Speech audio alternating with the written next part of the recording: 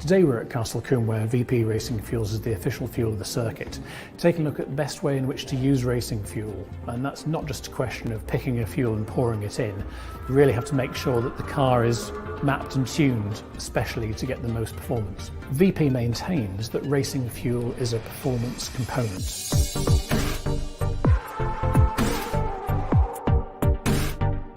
Fiesta ST180, and we normally run this on 99 octane fuel. We've done the 99 octane dyno test, we've got base platform power figures. Today we're going to add the VP octane booster. The octane booster is now in the tank. I've made the changes to the code to take advantage of this octane. We're going to just increase the boost ever so slightly. We don't have too much headroom with the turbo to increase much more. However, we can be more aggressive with the rest of the parameters with fuel and ignition. So now it's over to do a dyno power run and see what difference we've made.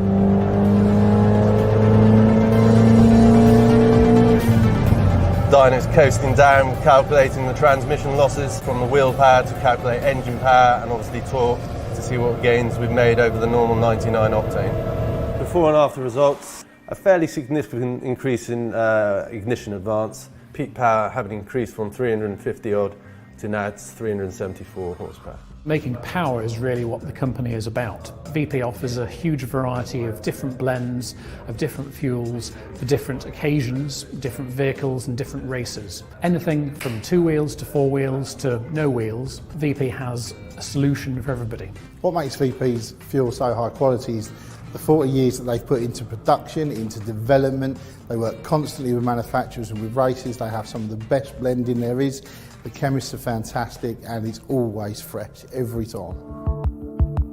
Second test of the day, 102 octane fuel's in there. The new ECU map is in there, just completed that. So we're going to do some more dyno runs. This fuel, it's a premium product. You will need your car tuned for it, but the results you can get from it are certainly worthwhile.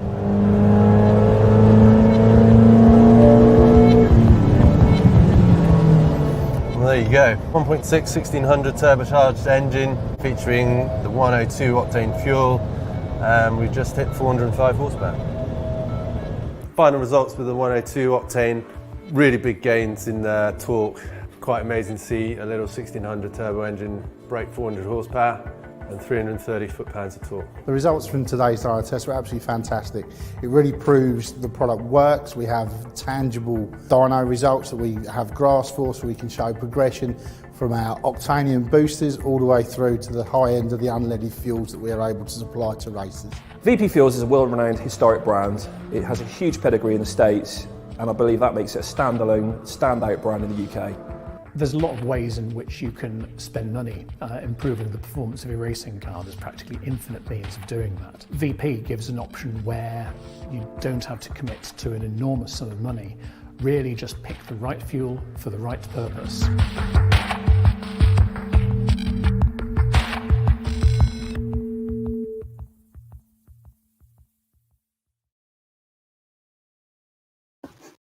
Greetings, welcome everybody. What a fantastic way to start it. I was quite chuffed with that beginning bit, but awesome. We had to obviously do a bit of VP Fuels there because it is the VP Fuels Finals weekend, VP Racing Fuels Finals weekend. Look at it, absolutely amazing. And if you think that's bad enough, look at this. Both of us are in on this. Mr. Davis, hello, mate. Hey! Hey! This is what we're talking about, eh? I mean, talk about support. And you see it in the background there as well. It is the VP Racing Fuels Finals weekend. Awesome, eh? Yeah, no, absolutely. No, I mean, testament to VP and Peter to back us this weekend. You know, it's been a really tough year when, you know, and some of the sponsors and partners and people have been, you know, struggling all round. And those guys, you know, were hit obviously hugely with the. It's Thursday night Prosecco night for me. So yeah, it's really good. And the only thing is, I never got paid for that Vox Pop in that video. Really? But, yeah, I know. But in maybe fairness, if you'd shaved, you would have done. Well, there is that. I mean, it's look. I mean, never say we don't make the effort. I mean, you can't really argue, can you? And hey, these are available to buy, aren't they? Yeah, available absolutely. to buy, aren't they, Chris? They are indeed. Let me just quickly change to the right one. There you go. Look at the bottom there. Max Gap maxgapparel.com for the VP Racing Fuels merch, and I think that there may be some of it available on the race. And I've got to tell you, this top in particular, the quality is amazing. Yeah, and I know we really were good. chatting to Peter about that. They were strict about that, weren't they? Yeah, they're really nice actually. It's a really nice material, isn't it? I've Yeah. I say this one. I've worn this one to I was going to say to the gym, but everyone to buy gin. That's probably better. Yeah, no, I don't wear hats very often. But in fairness, the t-shirt's really good, and I love it. The picture. This one I think is a drift car, and I think you've got a race car of some description on yours, haven't you? In fact, one I was commentating on only last weekend, the Lamborghini Huracan. Yeah, absolutely. Yeah, and they've got loads of they've got the loads of other designs and things, and they've got loads of products. But it's really great, and it's also good, if you can support these guys, and obviously because they support us, so it's a big wheel. But I think we're going to do some competitions. I think Peter's going to do some giveaways. We've got a load of stickers and bits and pieces. So yeah, it's all part of it. Absolutely, it's so good to be back, mate. I've missed you, mate, and I've missed all of the Combe TV hardcore. It's been good. Thank you to the comments coming in. Just to quickly go through those before we bring in our special guest. Very swish, says Chris Pearson. You can look like us, Chris. He's even got a beard. Yeah. See, judging by the time, we might have been talking about the videos there, to be fair, but I think we look swish now. There's Fancy. Evening, everyone from Ignore. Carl Ward, it's go. Emma Strawford says, hey, Dawsy boy. And of course, now to you, because you weren't on at that point. Peggy Spackman, what an entrance. Are you allowed to say that at this time of night? I'm not sure, but you did, Peggy, so we'll let you off. Evening all. Chris Mason, good evening all. Hope everyone is well. Yeah, I am. Yourself, mate? I know it's stupidly busy and stressful for you at the minute, isn't it? It's like spinning plates, honestly. It's been mental. It's been absolutely manic. We don't. Yeah, I can't describe how big crazy it is, to be honest. We are, as you know, we put some tickets up for sale, and for this weekend, and that went. That was all. It'd been in the planning for a while, but it's been really difficult for us to get everything sorted. And it's a limited number. They're on sale until tomorrow lunchtime-ish. And if any season pass holders listening, when they want to come, if you've got a season pass that you've bought, then please contact the circuit on info@castlecombe circuit.co.uk so you can register your interest. And that is for the track and trace purposes, because we need to know, obviously, who's coming. But you can do that, and it won't affect your season passes for next year. And the plan is that, all being well, that depending on what we get through the rest of this year, they'll have another season pass FOC for next year. So that's in the planning stages there. And I think we're probably looking at about 300 to 400 people tickets we've sold, not including then obviously the season passes on top. And I know it's only at Quarry. It's not the full circuit. And I know people are saying, "Oh, you can spread it," but it's not just. We have to do this in baby steps. We're working with a lot of different agencies. We're having this in baby steps. The good thing is with Quarry, it's a great vantage point. It's got the great. You can get in off the road. You can park. You've got the bar, you've got food, and it's actually a very big space. It's a huge space. We worked it out. You can get thousands of people up there pre-COVID, so it's a good space to use, and it's the best we can really offer at the moment. And I think if this goes well, then there's a blueprint, as they say, moving forwards. But it is baby steps. So appreciate we've sold quite a few tickets this week. So thank you to everyone who's purchased a ticket. Like I say, I know they'll be coming off sale tomorrow. We will be sending an email out to everyone who's purchased one. Because it won't be physical tickets, so you'll be ticked off on a list. But yeah, I mean, it's what we can do, it's what we can offer, and I think it'd be great, from everyone's point of view, to have some spectators back. And we normally on a 2-day we would see anywhere between 5,000 and 10,000 people. So it is a lot smaller, but I think it's a step in the right direction, Chris. With everything going on at the moment, absolutely, it's a step in the right direction. And we all have, and people have to understand that, and we've all got to understand that. And you know that from working around the country. We've always been blessed with what we get spectator-wise at Combe, but it's like I said, I literally got in about 20 minutes ago. I've been on calls, I've been on emails. I've had, Chris Mason. I've catch up with him today on plans, because people got we've got something on now every weekend, all the way through to the end of October. So we'll start in November actually, and then all the stuff that we do in the day as well. So it's pretty bonkers. It is, and I know it's a constantly moving thing with all sorts, as we know, around the whole country, and situations, let's be honest, a lot more important than motor racing, dare I say. Never thought I'd say that, but it's true. It is, and it's a constantly evolving thing. It's so tricky. There's so much to be aware of, like, for example, no, it's not suddenly Motorsport UK have said we can. It's Motorsport UK have done the whole thing where they say we don't advise spectators, therefore their insurance wouldn't cover anything to do with spectators. So it's a separate thing to that. It's two bubbles, exactly, and it's taken, and I think we've had people try and compare us to Motorsport Vision. I wish. We are not part of that organisation. It's like looking at Tesco and then a corner shop. It's two different things. We have not taken that risk, and we've spent a lot of time working with Motorsport UK and understanding what they want. And there's these two distinct bubbles, and that's the other thing with Quarry. It's contained. Hope he says, touch wood, famous last words. It's a safe area to be, and I think this is part of it. People have got to understand they can't. The competitors can't get out of their bubble, and the spectators can't get into that bubble. So it's which is the dynamic. same at all the other circuits. Even the MSP ones is that if you're in the paddock, you got to stay in the paddock. If you're spectating, you can't get in the paddock. No. But I think the problem is though with Combe is that people are so used to just that kind of community and that kind of spirit and part of it. And I think you don't necessarily get. I would say at Donington, and Brands, when you have to go under the tunnel, don't you, to Brands into the I don't, and it's hit and miss. So they always do that and things. So they do because the restaurants are there. So I can say that it is an issue at all the circuits that has been, unpleasant, unwelcome. But it is what it is. So kudos to you guys and Les and his team and everybody to get in the circuit ready. And I know that lots of people appreciate it. The good news is, because I know, like for example, Peggy, where they've obviously got their little and she can't get there to watch her other half Ross race, for example. So hence the good news is that we're streaming it, as well as half of the circuit's speakers will be working up from the start finish straight up to the Quarry. Without So doubt, those that are there will get the commentary. You'll have to bear with us because it's the same commentary. So we're kind of talking to people online and at the circuit. So it's going to be sort of a bit, doubled up, but it's brilliant. I can't wait the fact that we're going to have some there. It's going to be great, and it's a real bumper. I mean, it's going to be exhausting doing 2 days worth of stream, but it's going to be absolutely wonderful. Let's just quickly get through a couple of the comments. Is that Chris Mason? Now the thing is I know that Peter's in the background watching. He says, Chris Mason says, have you got any spare cans? We need to put a can of that in the medical car. From those results, I mean, I can't believe that 400 odd brake horsepower in that Fiesta. Loving the sound of that. Yeah, it's great, isn't it?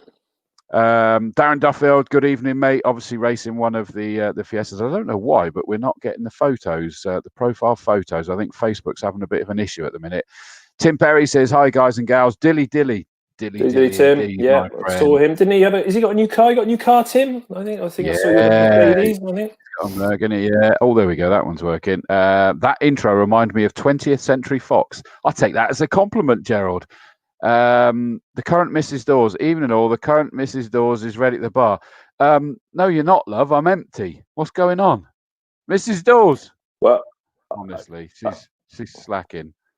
I'm sure. I was thinking, Chris. I mean, I'm sure we'll talk more about it. I don't want to ruin the glamour, but we are going to be doing an awards night, aren't we? But a virtual one. And I think most people are aware of that. I've just I've just ruined it for everyone. But we'll talk more about that over the weekend. But there's an advert going in the program, so people would have seen it. And I just because you just got on to me to thinking is, your poor lovely lady is how she going to keep the gin fueled up on that night. Idea. I mean, anyway, but, we'll talk about the virtual awards another night. But that's something really exciting. Intravenously injected that one, I tell you. We'll see. Right. Peggy Fatman says, have you just seen the MS UK email? No, is the answer. And don't worry, don't say things like that. David Campion, to him. Peggy saying about twins. and I assume she's talking about you and me rather than her there. So absolutely twins with our outfits. Chris Pearson, whoop whoop, Dawesy and Davis in the house. It does feel good to be back, mate. I got to be honest, and we'll have some more banter shows. Oh, and by the way, I've had an email from David George to say that he's well enough now that over the coming weeks we'll set up the Richard Davies and David George show, where we'll be able to catch up with the real voices of Combe that I aspire to be one day in the future, and it would be great to have those on. Chris Mason says separated at birth. You're hairier than me, so I don't know. Everybody seems to be saying this. Twins, crikey. I feel sorry for you on that one, mate. I can get my glasses. Yeah, it's a shame. You're like the big sister I never had. Yeah, absolutely. Oh, the current Mrs. Dawes has decided to refresh now. Hey, I'm out of prosecco. What's going on? Oh, mate, that's terrible. Emma Strawford says mucho merch, boys. Absolutely. Look, I've even got my what do you call these? You've got the lanyard as well. Yeah, mate. My daughter stole that. In fairness, yeah. I'm loving that. I know that's still, isn't it? That's good for the keys. A carabiner, isn't it? Carabiner, that's the word. Yeah, thank you. Proper clip. Sam's in the background as well and put in comments up, book tickets for this weekend's race meeting here, so please do that and you'll see the virtual guide and everything. Chris Mason's flirting with my wife. It's fine, that's why she was obviously late coming up with the gin. Chris, it's your fault, mate. Wendy Hignall says evening, gentlemen. Hello, Chris from Roud. Don't worry, Peter, we'll be with you in a minute. I know you're in the background, mate. Stop rubbing your chebs, Dawsy. What? I don't know what that is, mate. Mark Burkett, we'll be seeing some web feeds from different parts of the circuit. Will we be seeing web feeds from different parts of the circuit on race days? As per the other shows, the answer is yes. I'm not sure what you mean by that. We have the cameras all round and someone driving the cameras that they pop up. Yeah. So that. Yeah, I mean, if you're there at Quarry, if you're there at Quarry, you're only going to see Quarry, pretty much, aren't you? Yeah. So, unless you go onto Facebook and you can see it. Yeah, Sam exactly. Reviews, and there's a surprise. My special guys. Jamie Peters Ennis. Evening, lads. Good evening, chaps. Late to the party. Just quickly get through these because we need to bring in. I'm not going to put that one up. Sorry. When will I receive my ticket? Only 1 day's post left for Saturday. There's no ticket. Yeah, absolutely no ticket. Yeah, sorry, apologies. That's not good. You won't get a physical ticket. You'll get an email tomorrow. Just you go to the green gate. You ticked off. We can't send out physical tickets. You won't get physical tickets. So which is the same everywhere, all over the country. Is the same thing. Yeah, so and we just do it because of the number, because of the low numbers. No, it's because of the low numbers. You'll go into Quarry. You'll park at Quarry, and then you will be processed there. They'll have a spreadsheet with all the bookings on. So so you won't get any tickets. Apologies if that's not clear, but I don't. Yeah, we won't be sending tickets out. No, that's why I thought that was a good one to put up. That's the instructions, so you know what the situation is. Evening, Nigel Forrest from up there. Lee White. Good evening, guys. Right, on that note, I'll tell you what I'm going to do is that first things first, before we bring him in, I'm going to bring another video up. Let me see, which one am I going to do? I'm going to do this one, and we're going to have our very special guest in a second as well. VP Racing Fuels has been the official fuel of racing for over 45 years, but VP isn't just race fuels. VP's Stay Frosty High Performance Coolant is perfect for your street legal vehicle. It contains glycol for freeze protection and reduces coolant temps up to 14 degrees while protecting against corrosion and scale deposits. VP's Stay Frosty Race Ready Coolant is 100% water-based coolant designed to be track approved and ready to race.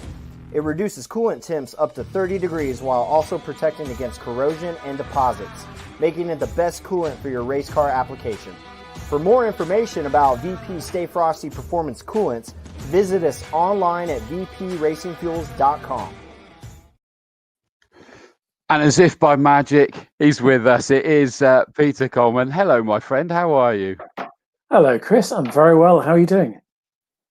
Yeah, I'm very good. Sorry, we kept you waiting in the background a little bit there, didn't we? But that's great. That's great. It's just nice. It's nice to see you guys back in the saddle again, and really admiring the merch, guys. So it's been one of the things we've managed to achieve during lockdown is answer the demand that's been there for some time for a readily available range of VP merch, because people do love the logo, and it's a thoroughbred race logo, and we're happy to get it out there. And if you're going to be in the paddock on Saturday, it's available to buy. And thanks for doing a great job for us down at the circuit. No, it's much appreciated for you. See, look at this. I can even drag. Do you see that, Tom? I can drag who's on the big one now, and we've got to put the star man there. I mean, thank you for the support. I mean, I'll throw that to you, Tom, really, but I love it because obviously we've been interacting with you for some time, and you guys are always there in the paddock, ready to rock and roll. And this is just wonderful, and I get to sort of talk about VP Racing Fuels all weekend now, which is wonderful. It's just really gratifying, and I'm thinking back to the last time I was on the show with you guys, and we were all fairly substantially locked down, weren't we? So everybody's been doing different things since then. It was just really satisfying to be back at Castle Combe when you guys were able to open up on the. For a US company, it was a great date for us as the 4th of July. And I think for everybody, that was a kind of Independence Day. I remember seeing the guys from Motorsport UK, Hugh Chambers down there waving the flag and everything. And that was just a great point to get back to having some actual genuine motorsport on the track at Castle Combe. And obviously those CCRT championships running through, getting really healthy grids as well. It's been a real pleasure to be able to be a part of the scene and associated so closely with the circuit. And it's been a privilege to be in the paddock. I'm just so happy that on an event that VP is putting our name to, we're going to be able to get some spectators in to share the action as well. So it's all good, really. No, yeah, and a busy weekend that you're supporting as well. Let's be honest. 2 days worth of hectic racing. Yeah, and outside clubs as well, which is great. I think we haven't had any outside clubs yet, so that's really great. And I think that brings another element to it. And yeah, I just want to say thank you for the t-shirt and the hats, and appreciate you giving those to us last time. But it's this is what it's about. It's been a tough time for everybody, and I think we have to all pull together in the motorsport fraternity at the moment. And that support each other, and I think this is what it's about. If you can buy a bit of merch, if you can buy the fuel, you want to come and talk to the guys. Like I say, sponsorship and all these things make everything happen, don't they? And that's the big part of it. And hopefully, Chris and I can plug away, and you'll be there, won't you, Peter, selling the wares? Yeah, absolutely. Be down there all weekend. Again, really looking forward to it. And as you say, Tom, it's all about motorsport's about. It's about a lot of things. It's a passion for people. It's a sport for people. It's their release in a lot of senses. It's something that people are so you can get so knowledgeable about it as well. But it's also an industry, and it's also got that huge support system behind it as well. And it's really special among sports because you can just be involved in it in so many different ways. And Castle Combe in particular is just a beautiful little microcosm of what happens when you get really engaged people in the motorsport community, whether that's circuit operators, commentators, but also marshals, now spectators, competitors, volunteers, and officials. And it takes a lot of people to make this kind of thing happen. And it's just so gratifying to always be there in the centre of it all. Yeah, no, definitely, and I think that's it, isn't it? Like you said, it is a huge thing, and this has been the interesting thing, like you said, through lockdown and getting back together, and also what we're doing at Combe, as I believe so Chris, you'll back me up here, but we are trying to involve everybody, and like I said about the virtual award tonight, which I've just ruined for everyone who didn't realise, but there's a huge opportunity for everyone to be involved in that. So it doesn't matter, if you've won something or you haven't won something, there's a huge opportunity, and this is what we're trying to do at Combe. This is what we always try and do, is involve everybody, and I think there aren't many. I'm going to go out on a limb and do myself out of ever any career changes, but I don't think any other circuits doing that, are they? No one else that I know of is doing that to involve everybody. Yeah, not that I'm aware of necessarily. I mean, it's again evolving, but I don't think there is. And I think it's one of those lovely things is that, of course, for the awards, yes, it's an open thing, but with quite a big limit. But there was always a limit. But it tends to be the drivers and their families and a few marshals. But it generally that's about it. Whereas, of course, we can have all marshals can be watching the virtual awards, and we'll have the interaction. Spectators can be at the virtual awards this year. Yeah. All drivers, all potential drivers, future drivers, all sponsors and their families. We're all going to be fine. It's at home, but I've got to say that the booze is a bit cheaper at home, to be honest with you. But it means that we can have. Oh yeah, like you ever paid. Hang on, whoa, stop! Like you ever paid for a drink at the awards night? That's an insult. I did. Really? You obviously catch me at the bar then. Yeah, I was going to say you were in the toilet sometimes, mate. So I missed out on that one. But no, it's going to be a great opportunity for the awards and bring everybody together. And yes, as you say, that includes all of the sponsors that have we've all worked together. I mean, it was lovely, Peter. Obviously, we had you on as a guest quite early on, actually, in the in lockdown, wasn't it? Yeah, we didn't really know where anything was going there. You've got this idea that this is all going to be temporary for a certain amount of time. It's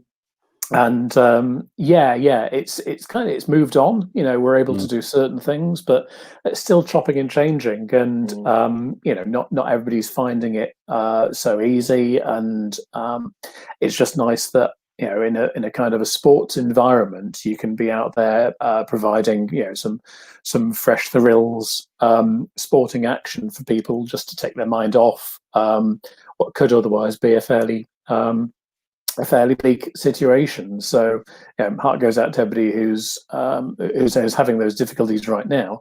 And as you said, Tom, that a lot of the secret lies in those communities, just getting together and helping folk out. And it's great to be part of that community together with you guys as well.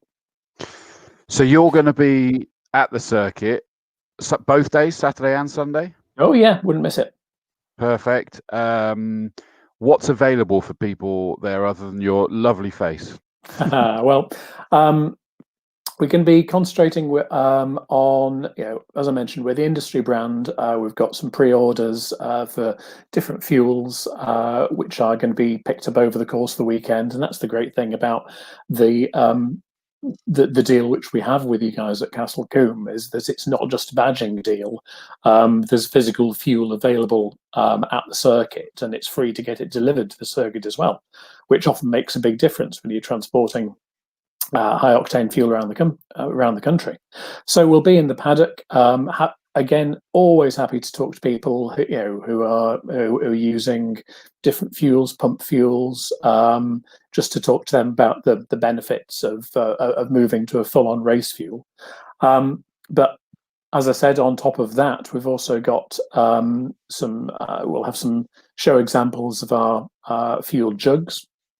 Some of our additives, some of the coolants and the Stay Frosties, which you just saw in that last commercial, which have some great effects on the temperatures of the air. And of course, as modelled so beautifully by you guys, we'll have that range of merchandise as well. And what we'd really love to do during the course of the weekend is work with you guys, work with the Facebook live stream, and we'll have some competition prizes, a few shirts, caps,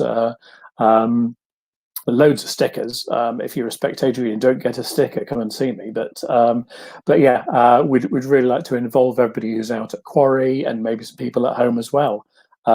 So that everybody can get involved, and we'll contribute some prizes to the fun.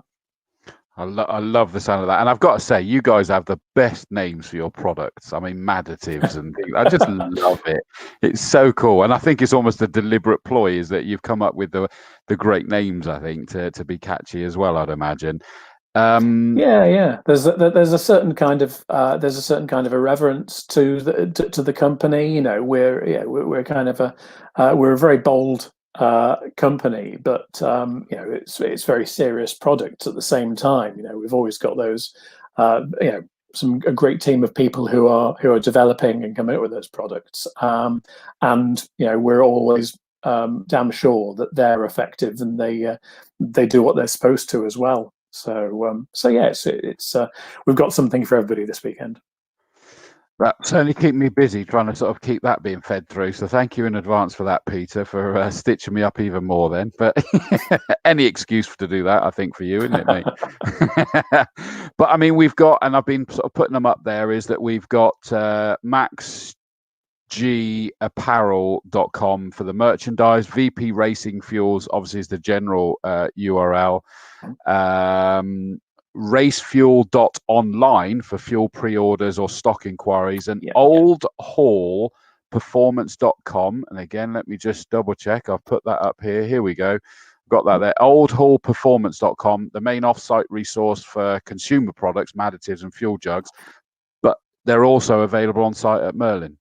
Yeah, that's right. We're hoping to have our friends from Old Hall Performance. They're the importers of the products, but obviously they supply Merlin. And if anybody in the paddock's in need of any of the fuel jugs or any of them additives, I'm assured that Merlin have them on stock. Again, it's just really nice to be just more than that badge and more than race fuel as well.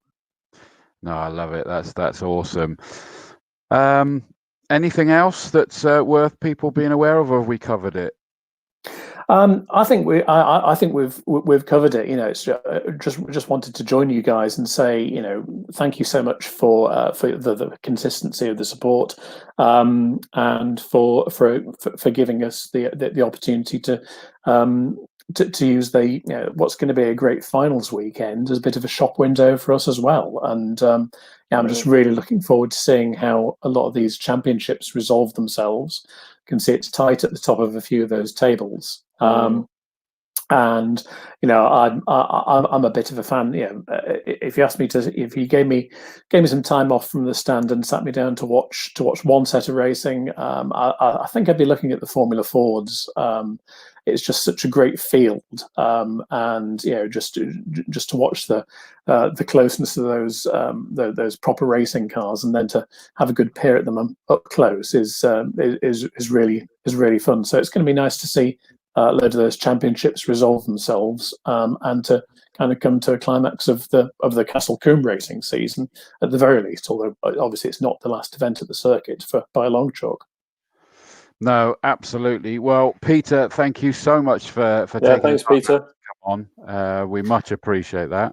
Thank you for your support, guys. And coffee and bacon rolls on Saturday morning. Looking forward to it. If there's something that says motorsport, it's racing fuel. The smell of racing fuel in the morning, accompanied by bacon rolls. Bacon, that is literally how we roll, isn't it? You should do that. You should. It's going to say, I think VP should do that. I should be making bacon power, shouldn't it? Surely. I mean, it is. That's the other bit, isn't it? That seems to fuel the motorsport fraternity is bacon rolls. Yeah, and pasties, isn't 100%. For the. Well, listen, Peter, thank you so much, my friend. Cheers, Peter. You're a star. It's great to see you guys. Thank you. Looking forward to a great weekend ahead. Here's to a safe time, and looking forward to seeing some spectators and some waving out at Quarry, and just to engaging with a lot more people. So here's to a good, safe one, and we'll see you guys there. Fantastic. Thanks, Peter. See you there, my friend. Okay. Right, pop that back, and you're having to disappear at that point as well, I think, Mr. Davis, aren't you? Yeah, I mean, I think. Well, I've got a bit to do this evening. I said I didn't get until late, but and you've got another special guest on tonight, haven't you? Which is really great, to be honest. I will do. Be joined by Josh Barrett. Am I going to ruin it for everyone saying? No, it's fine. We said in the thing that Josh Barrett is coming on. He's going to join me to sort of preview the events coming up over the course of this weekend. So. That's it for that one. I'm going to play one more video once we get rid of you, and I'm going to go through some comments. And I'm going to bring Josh in, so we'll preview the weekend. And I'm going to say, he's going to say, and what I'll say is, oh, you just killed me, Chris. No, you're still there. Yep, you're still there. I was going to say, sorry, mate. I'm just going to say, if anyone's got any queries, please feel free to call us tomorrow. Please carry on buying tickets. But if you've got any concerns or anything, do drop us a line. Just ring the office. tomorrow, anytime, I say, and we will help that. But you will not get a physical ticket. If you've got a season pass, then please get in touch. Either give us a call or drop us an email. And I look forward to seeing as many people as I can on Saturday and Sunday. No problem. Okay, well, thank you, Tom. It's been a pleasure for you on, and we'll be, I'll just play this and we'll be joined, well, me to start with, and then it'll be Josh Barrett. But we'll see you on the weekend, Tom. Hey VP fans, as you know, we at VP Racing Fuels take great pride in the quality of our American-made product. I'm here at our manufacturing facility today to give you a behind-the-scenes look of our improved production processes on our motorsport containers. Let's take a look inside. With the innovative use of a robotic arm, we can now ensure the exact placement of our exclusive VP logo while also improving operator safety on the production floor.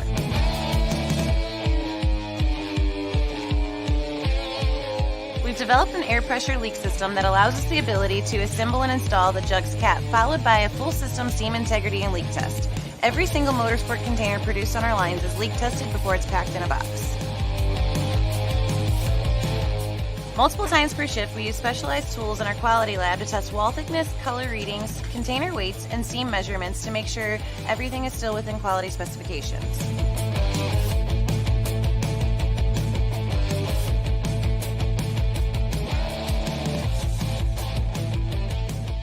Over the last few years, we've stepped up our game with cutting-edge automation, robots, equipment, training procedures, design enhancements, quality improvements, and our ISO 9001 certification.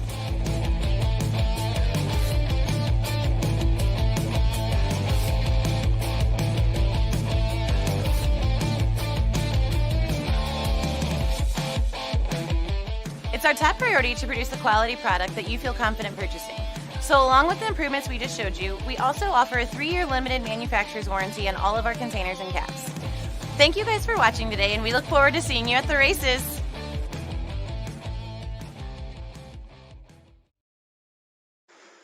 So thank you, massive thank you. I hope you don't mind, but I'm going to do that because it's sort of shadowing and making me very hot with that on.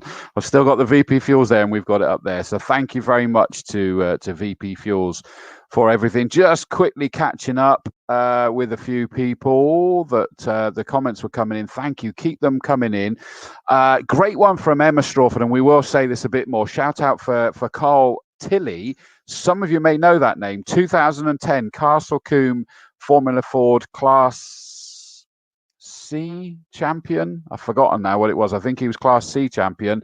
He's racing at Le Mans 24-hour this weekend in the LMP2 Orica Gibson, the number 17 car. So keep an eye on that. That possibly is the first time we've had one of our champions racing at Le Mans 24-hour. So Carl Tilley, go, my friend. Go. And I know that Alan Jenkins dropped me a line, and he was even going to try and see if we could, he was going to watch and drop a comment in. So we'll say. Sean Deacon says, misheard something then. Is there family tickets for Sunday quarry only? No, I'm not sure what you heard there. There are tickets for Saturday, there are tickets for Sunday, or there's 2-day tickets, not family. Sadly, under 16s aren't allowed in. Sadly, that's a government limitation that we have imposed on us for various reasons. So definitely not family tickets, but I think we put the link up there that you can do it. And understandably say can't wait for Sunday. So you'll be there on Sunday. Good man. Charles Alexander, thank you for clearing it up. I printed out the emailed acknowledgement. Wasn't sure that constituted my ticket. Now you understand it is. So anybody missed that, if you've bought a ticket, print out the email, or there might be something arriving tomorrow, but at the very least, the email confirmation plus your name's on the list. If your name's not down, you're not getting in, as they say. Goose from Quarry Hardcore, evening all. So glad I'll be back at Quarry Saturday, even if I'm on holiday. Doghouse was mentioned by the other half. Yes, he was supposed to be on holiday, and he's coming back early just so he can come to Combe. You rock, my friend. That is wicked. Mary Ward, of course, that's Nathan Ward's mum. Thanks for making it possible for some spectators. I agree. I'm so chuffed that they've managed to do this. And it's sort of, it's a test to see if then for the bikes the following week, Autumn Classic the following week, and we've got a classic sports car event now in October, that hopefully see if that's possible to increase it. Don't know. We've got to wait and see. Hence, none of those tickets are being put up for sale. We keep getting asked, oh, well, can I buy tickets for Autumn Classic? Or no, this is the test. We have to make sure the authorities are happy with what's in place and how it's being managed and how everybody there is behaving with it. And if that works, then, hopefully we'll get some more tickets available for the bikes and then the Autumn Classic. So it's a gently catchy monkey, basically. Our very own Kieran Simmons. Evening, guys. Good luck with the weekend and keep working on the rally school. So hope to get to see a bit of racing at Combe. So you'll be up there. Keep up the good work. I know what you meant, mate. Don't you worry. Dan Blake, one of our local drivers, and he's there in the MX5s. Really looking forward to the weekend. Our first MX5 race being the first at Combe to have spectators. Sure, me and the rest of the 5 club drivers will put on a great show for you all. Absolutely. And with a bit of luck, that would be 3 races from you guys as well. Sean said, anyone got a link to how I can get a few tickets? And I apologise, Sean, is that I just copied and pasted that in. And what I didn't realise, that was going to bombard you from all of them, the circuit, the racing club, me, and all of it. But hopefully that means you got it now, Sean. Sorry, it probably felt a bit overwhelming there. Chris Mason, good evening, Kieran. Hope you're well. Stop flirting, Mason. Jed Doyle, Dilly, see you at the weekend, boys and girls. First race back for me and so looking forward to it. Welcome back, Jed. Good man. And he says, enjoyed all the online coverage, but now it's game on. Can't wait to ingest the fumes. I know what you mean. Anthony Weeks, evening all. Shame that we've lost you, mate, with your car foibles, but we'll hopefully see you back next year. Jamie Peters Ennis, fabulous that Combe are now able to get a small number of fans to the circuit. Commentating at a behind closed doors event last week was very odd. That was at Silverstone. So again, people, it's not just Combe. That was at Silverstone, I know. So I know how much this means to the circuit. Hats off to Tom and his team for making it happen. Great to see big grids again. Joe and Shirl have done sterling jobs. Absolutely. Thank you to Joe and Shirl for everything they've done.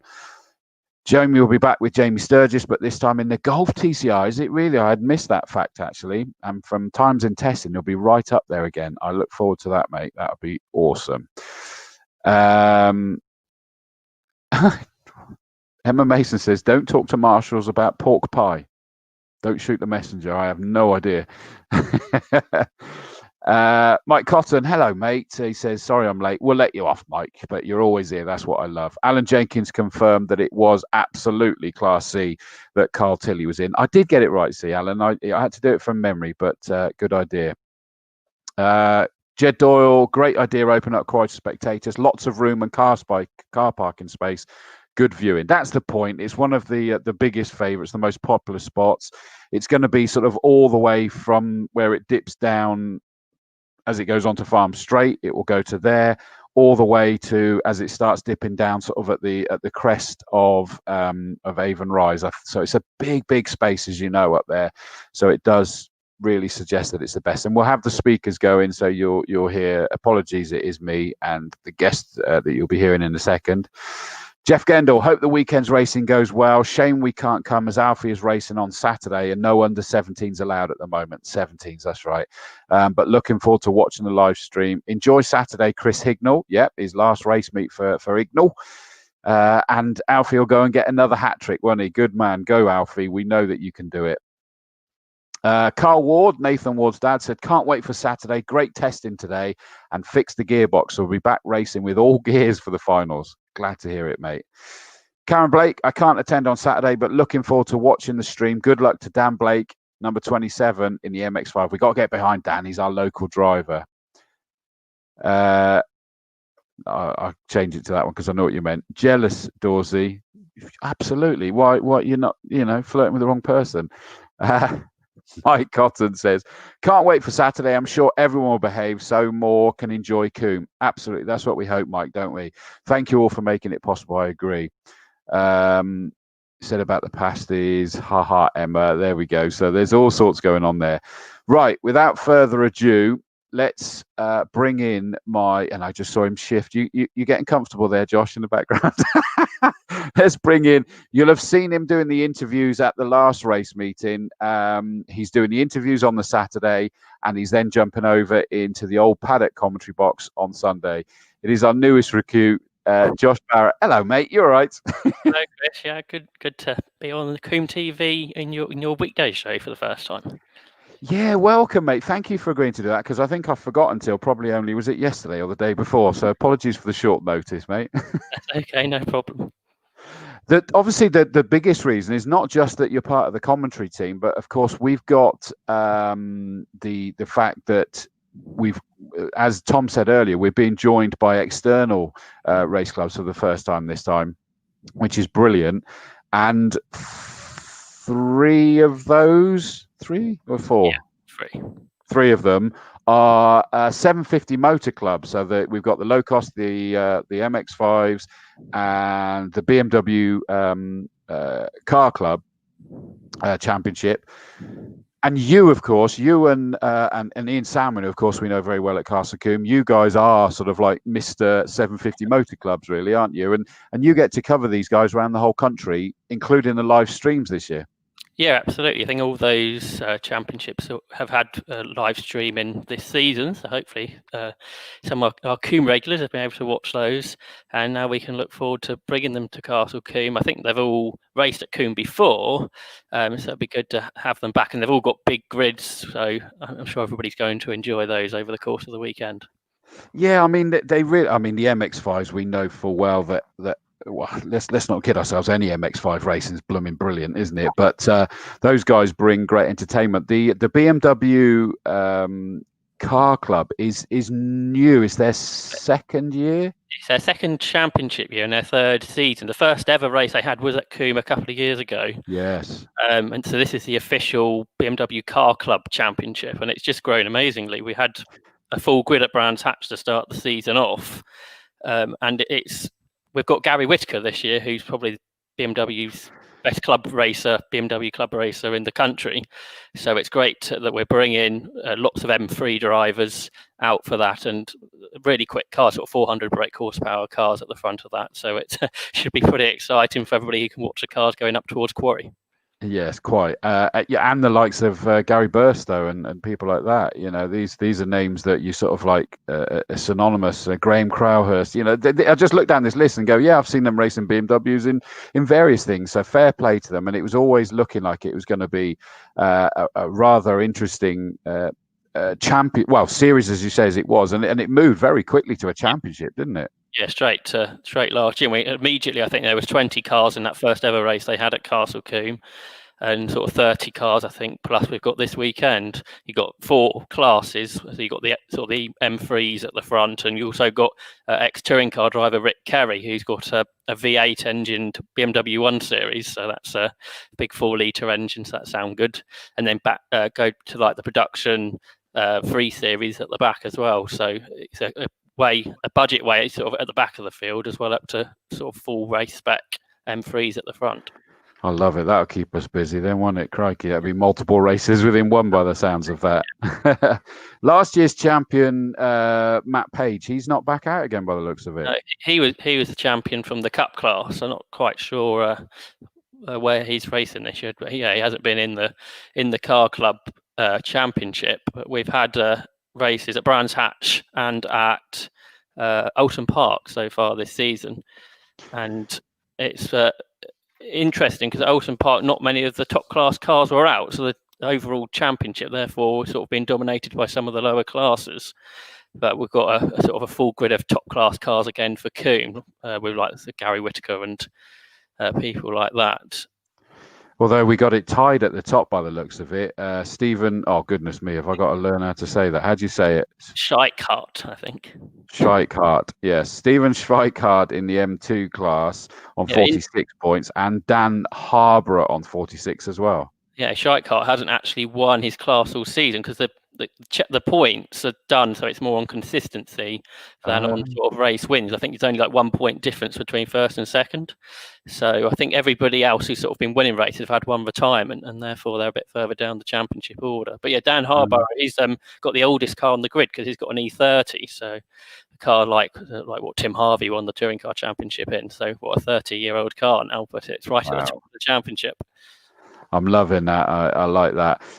Just quickly say that Emma Strawford has said, hey, Josh, loving the shirt. As are you, mate. That's what I like. You got pride wearing that shirt, haven't you, mate? And Chris Pearson, the Tog, says, evening, Josh. So they're giving their shout outs to you. And of course, Clive Woodward, hi, boys. And all look forward to commentating on Saturday and spectating on Sunday. Should be great. So, yeah, Clive's over in Old Paddock Saturday. And then you jump over there on the Sunday with some great knowledge to add in of the of what's going on. Thank you, by the way, also to Lewis Bird. Good luck to Mr. Tilley. Obviously, we were talking about the Formula Ford Class C champion. I saw that his car got smashed up in practice. So fingers crossed no. we get that car out for tonight. So, that's not news you're supposed to bring to this show. You know that. There's no one read you the script. That's bad news. Hopefully it will be good for the weekend when it matters. I hope so. I'm loving these live pre-event shows. Thanks, mate. And I haven't looked, actually. I'm hoping you're out as well, Lewis. So we'll check that when we go through our championships. I mean, the point being there, so Stephen Schweikart and Dan Harborough on 46, leading the championship. And then Graham Crowhurst and Jim Benson both on 43. Graham Burstow on 42. Clive Watson on 41. I mean, this is just incredible. Exactly. And with these championships, unlike the local championships, these aren't the final round. So we don't have to worry about championship points so much there, because 750 Motor Club are actually running to the middle of November, fingers crossed. Wow. Yeah, quite. All goes to plan. So where we'll have the spreadsheets out for the local championships, we won't have to worry about that for the guesting series. Can you remember where they're going? Because I see that they've got the 2 round series, 5 and 6, and then you've got presumably 2 more race meetings for them. Got Snetterton in October for them, so that'll be a live streamed event as well, and then Donington Park in the middle of November. Fantastic. Well, it looks like a very big field. Anyone else that you pick out, or have we kind of covered? Let's have a look. So they're the front. So the front cars, like we said, we've got E36s and 46s, M3s, and then you've got the 6-cylinder cars, which are more like 330s, and you've got the Cup cars at the back, which are sort of compact 325s. So I think we spoke about the main contenders. I think it'd be between Gary Whitaker, Rick Kerry, Mike Cutt, Noel Bradley, Brad Sheehan. I think we have about five cars perhaps in the lead battle. So that should be really good. And then various other pockets all the way down through the field by the looks of that. And if it always keeps us busy. Absolutely. So we'll probably have a race each side of the circuit, won't we, to look at? And is that one that you get to cover? I've lost track now of. Yeah, they're Sunday, aren't they? Yeah. Where the Mazdas and the low cost are on Saturday. So I think you and Clive on Saturday are going to be busy watching all the slipstreaming racing in those two categories, with nearly 40 cars in each. Yeah, absolutely. I mean, the MX-5s. I mean, you look at the you don't even need to look at the details. Just look at that as an entry list for the MX-5s, and we've already sort of talked about Dan. That's going to be there, sort of with some local interest, of course, which is good. In terms of now, did I get the championship? I've got all the race results. I could have sworn I printed out the championship standings. Oh, no, it is. Please turn over. So Ben Short leads the championship on adjusted points 303. Steve Foden on 291. Then Jason Greatrex and Ben Hansey both on 287. Richard Baxter on 285. So again, it's like ludicrously close. The Masters Championship, Matt Short on 273. Marcus Bailey 273. Those two have kind of broken away, but you know, it really is not only exciting racing, but the championship is looking quite mental. And it's great that the championship's regrown again, because it started off with the club 5-6 years ago and was really good. Then it sort of dipped away for whatever reason, but now it's come back with a vengeance with these huge grids. It sort of grew through last year, and now this year it's been huge. We had, I think, reserves at Snetterton, and Silverstone had 43 cars, I think, and we got nearly that many again for Combe. And there's lots of novices in the 5 club championships, so lots of people deciding to start their racing there, and therefore there's perhaps a bit of diversity from the pace of the front to the back, because you've got Ben Short, who will probably be the guy that wins, who won all 3 races at Snetterton, didn't do Silverstone, but as you say, with an adjusted score, still leads the championship there. But the others won't be that far behind, and with the slipstream all the way around Combe, it's going to be one long train. Silverstone, the race was amazing. I think we had 8 cars in the lead battle, and every time down the Hanger Straight, somebody new would be leading. So if we get a race like that, it's going to be rather exciting. Fantastic. I mean, remind me again, what mark are these? It's the Mark 1, so the original MX-5. Okay, fantastic. So, Like Ian was saying, at Snetterton, I think these cars are now 30 years old. It's amazing that really? 1989 that they were originally built, which is extraordinary, isn't it? How long, and they're still one of the most popular racing cars in the country. That's a good point. I'd forgotten about this as well. Is that Dan Blake's just put Alex Rivette, who raced Castle Combe Formula Fords for 2 seasons, a talented young driver. He's in the 113 car, so that gives us some additional local. And just looking down at this list, I mean, we've got David Rickard, from Gloucester. Evesham, Taylor Johnson, that's fairly local as well. Another one from Evesham, Adrian Johnson, obviously related there. I'm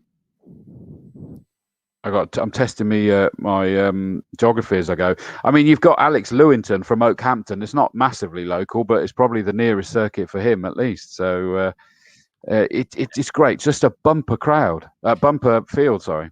And lots of people want the chance to race at Castle Combe, because if you're not racing in a local championship, you don't actually that often get to race at Combe. So, and of course this year it's the only weekend of the normal weekends where the guest championships are at. Yeah, quite absolutely. And I know we've had, like, for a few years ago, we had 750 Motor Club, from memory, race day or weekend. I can't remember which it was. And then the odd sort of like guesting round. So it's great. And so many of them. The low cost, then, I'm going to put you up full screen because I'm running to the loo. So you can actually just talk about these guys in a bit more detail, mate. Yeah, so low cost at the seven base cars, 1300cc engines, and they create just fantastic racing, big slipstream. And this year has been interesting because all the guys at the front have really been drivers that haven't been there before. So the championship leader is Craig Land, who again wasn't a front runner last year, but he won last time out at Brands Hatch. Second, the championship, Murray Shepherd, historic racer as well. He's won 3 times this season. And then third in the championship, Andrew Tate, who's been on the podium a number of times. Again, not a general front runner. Murray Shepherd has been. But the champion from last year, Tom Gadd, he's only 5th in the championship, only had 1 podium. And Martin West, who I think finished 2nd in the championship last year, he's only 4th in the championship. Again, only with 1 or 2 podiums this season. So lots of new drivers coming to the front of the low cost championship. And much like the Mazda MX-5s, it's somewhere where lots of drivers start their career and then progress. 750 Motor Club now have got a Mazda engined formula for low cost, so Mazda 7s as they're called, and it's a way to progress up through more powerful ranks. But again, it's going to be fantastic racing, and low cost have got some experienced guys in this year as well. Chris, Simon Walker Hansel, who based on the Toka package in Formula BMW and Clio Cup, a decade and a half ago, is racing in low cost this season, but he's sort of struggling to get inside the top 10. That's how competitive it is. I mean, these things are something I've even referred to the low cost when I've hosted like the Castle Combe Racing School, because we get to the end and do the debrief and talk about people that now sort of interested in getting into racing, and it is what it says on the tin, isn't it? Yeah, it's absolutely. Originally, I think you could build one of these cars for about £1,000. I'm not quite sure you can do that anymore, but you can sort of pick one up for £4,000-5,000 and they're ready to go, and they're easy to work on if you've got a little bit of mechanical knowledge. Everybody seems to be pretty good to run them. There are teams as well, but lots of them are just sort of family run or self-run cars in some instances, and you really learn loads of racecraft, because I'm sure there won't be any point where one person leads a whole lap without being overtaken. Yeah. And what are they? I mean, in my head, I'm thinking Lotus 7.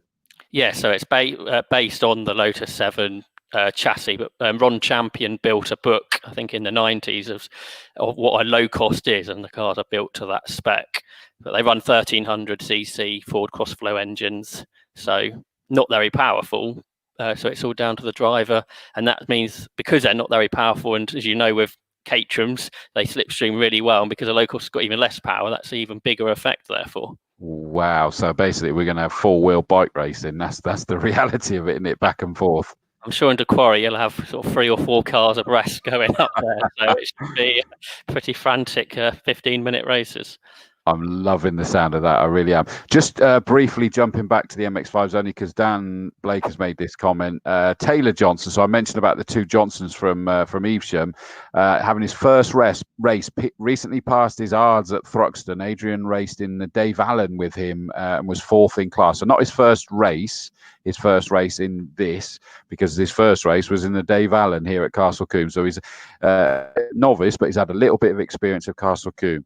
So that's the MX-5, the low costs. Did you cover everything on that? Apologies that I had to dart out. I went through the sort of the championship contenders. I was saying it's interesting this year because the guys who are at the top of the championship this year last year have been struggling this year. And we've got lots of new names at the front, which is sort of strange how that can happen. Tom Gadd, who was a champion last year, he's down in fifth in the championship. He's only had one podium. Wow. Okay. And you can't say that's down to the car, because the idea is that there isn't much you're able to do to the car in reality. He just left the car from how it was last year, come out and this year, and he's struggling to be right near the front. And we got like Craig Land, who leads the championship. He was hardly in the top 10 last season. That's what you want to see, though, isn't it? Yeah, absolutely. Brings it sort of, when we had that first race meeting at Snetterton, it sort of took us by surprise. All these new drivers at the front, and sort of not who you'd expect to be talking about.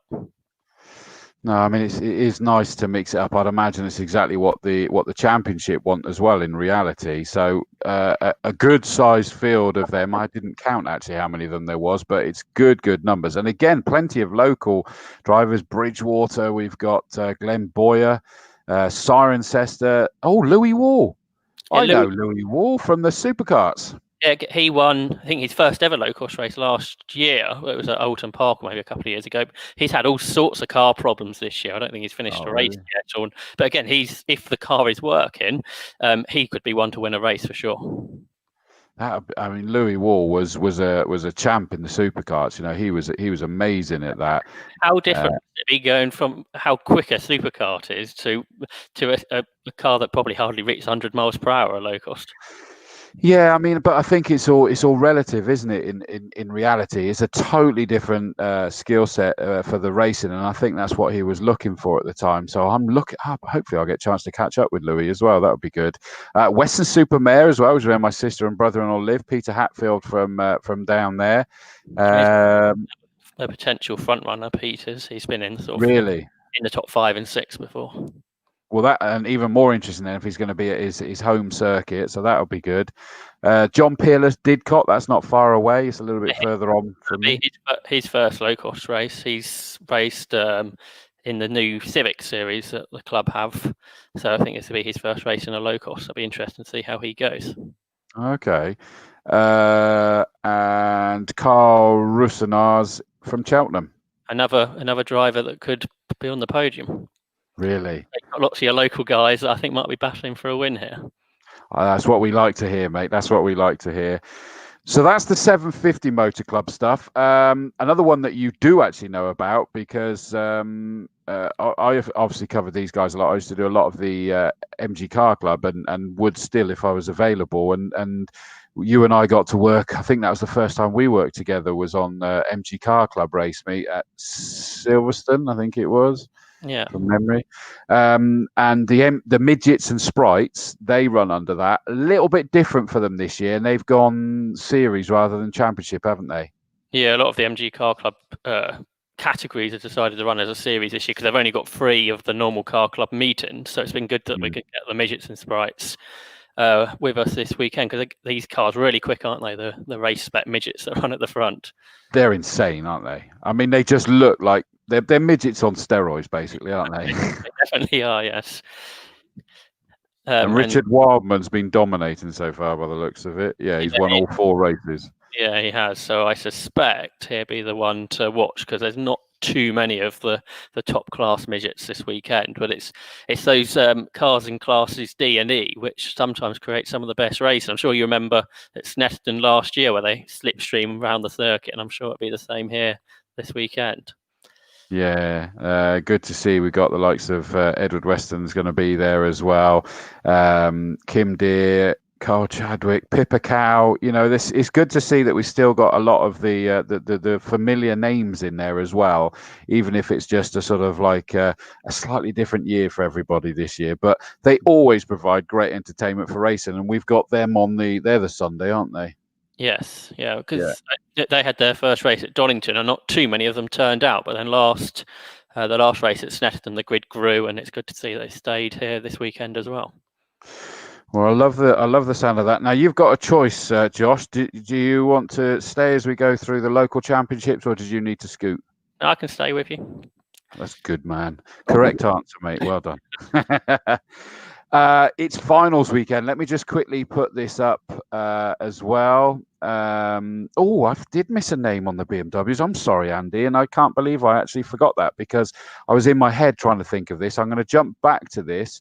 Andy Abrams, this Sunday in the BMW will be my first race back at Combe in 21 years. First race there in 1980 Mini Miglias, last there in Classic Thunder in the Escort 99. And absolutely, number 21 in the BMW Championship. He's from Melksham, for goodness sake. How can I forget to actually mention Andy that's there? And I'm really looking forward to you being back, mate. And I didn't realise that there was such a gap. So that's amazing. So keep an eye out for Andy Abrams. Karen Potter says, coming Sunday, made my year. Thank you all. So I'm assuming that's up at Quarry, Karen, and you are delighted. We're delighted to have you back. Genuinely, it is wonderful news. Right, now let's refer actually to the championship. So on the Saturday, we've got the Mazdas, which, fingers crossed, will be 3 races. The only reason I say that is if there's delays, then that's the one that will drop down to 2. But fingers crossed it'll be 3. And their last race will be a reverse grid. Is it really? Yeah. Really? I always think it's mad. These ones that are already like phenomenally exciting and they still throw things like that. It is just incredible. I love it. Then we've got a doubleheader from our Formula 4s, which I'll come on to in a minute. The Bark Minis, the Mighty Minis and the Super Mighty Minis, which I'll cover next, I think. The Castle Combe Saloons and the 750 motor low costs. Doubleheaders for everything else. Where did I put the Minis? There it is. The Mighty Minis. Now, they have been decimated, sadly, haven't they? And this is only their second race meet of the year. Right, okay. Yeah, I haven't done much research on the Minis, but it's good to see there's quite a lot of them here, isn't there? Because last time we saw them, the grid was a bit smaller, so it's good to see the grid looks pretty decent for the weekend. Agreed. I mean, it's not bad. You've obviously got the Mighty Minis and the Super Mighty Minis. There's a few. The main names are there. If you look at the Super Mighty Minis, where you got Dave Rees, Dave Kirkpatrick, Nev Kirkpatrick, Ian Slark, Mark Ditchburn, Steve Rideout, Alex Commis, David Burns, Tony Claringbold, Greg Jenkins, their usual names. In the Mighty Minis, Graham Shepherd, Bethany Hughes, Robert Duke, Jerry Windick, Darren Nightingale, Matthew Baker, Ryan Parle, a few new names on me there then. Paul Ogborn, Lizette Ogborn, and Joshua Ogborn, 3 of them there, and they're all Bristol-based drivers, so it'll be wicked to see those guys out there. And some of them may actually be having an old school friend of mine, Mark Gower, actually helping them on the spanners, which will be cool. Hopefully I'll get a chance to see him. But they've only raced at Croft so far this year, back on the 11th and 12th of July. So Paul Ogborn's leading the Mighty Minis on 70 points, 60 points to Matthew Baker. The Super Mighty Minis are led by Nev Kirkpatrick, not for the first time, on 66 points. But Ian Slark's only 2 points behind him at the moment. And with the MX-5s, low cost and minis all on the same day, I think you'll be exhausted come to Sunday, Chris. Mate, it's going to be a killer, isn't it? I mean, we're talking 11 races in total. And yeah, the kind of ones that is mental sort of crazy action. So it's going to be just amazing. So the Mighty Minis always dish up. Roger Tello and Bob Marsh will be there, I'm sure. And they know that they're going to dish up. So that's the last of the sort of like, if you like, the guest championships on the Saturday side of things. So in terms of the Castle Combe Formula 4 Championship, he says, just dishing through his paperwork. Currently, the championship is led by Luke Cooper on 137 points. Bryce Aaron, one of the Americans in the Low Dempsey car. The 2 Americans have been amazing this year, haven't they, in the Low Dempsey cars? It was really good. I had a chat with Bryce Aaron after we did the interviews at the last meeting. Really nice guy. He's only 16 years old still, from Chicago, and I think he's living with Cliff Dempsey because he was obviously hoping to go backwards and forwards between America and here, but hasn't been able to. Therefore, I think he's been living in Cliff Dempsey's spare bedroom or something since March, and he had a really good attitude to it, and he raced really well. He had a good battle with Luke, didn't he, at that last race? And it's really good to see. And I don't think he's with us, is he, this weekend, because he's got more training ready for the Formula Ford Festival, which is his main target for the season. But he was saying he'd like to do British Formula 3 next season if he can. So somebody to watch for the future, I think. Yeah, it is a shame. Is that the Low Dempsey guys are not here. I think that isn't there a race certainly on the Sunday at Brands Hatch that the Formula guys will be in. I think they're doing the training more for the festival because obviously getting more track time ahead of that for next month. Yeah, that makes sense. Well, so I mean, Luke Cooper, I think that someone was telling me that the maths is that Luke needs 2/3 and he's got it. Okay, and I guess then Felix Fisher's really got to win both races, hasn't he? Because of the fact that Bryce Aaron's not there, his nearest rivals there. Felix Fisher is third in the championship on 99 points. He's had one victory, a couple of second places, but it's really the Americans stealing places from him that sort of kiboshed him, and of course he had the DNF in the last race, which is bad news. Yeah, he had that suspension failure, didn't he? But I'm sure he'll be going out there trying to beat Luke in the races if he can't beat him in the championship. For sure, and I mean there is no drop scores this time. That's the biggest challenge for him, isn't it? Just quickly put up, by the way, is that we got royalty watching us. Gary Preble says, "Evening, chaps. Evening, Gaza." And Haley Brock says, "Hopefully we'll be there to cheer on Alan Hamilton. Go Team Hamilton. Go Alan." Well, I'm guessing that means that you guys are going. The GTs are on the Sunday, aren't they? So I'm imagining you're trying to buy yourself tickets for that. Talking of tickets, Joanna Wingate says, "Hiya. Will the circuit be open for spectators for NG race weekend?" We don't know is the honest answer.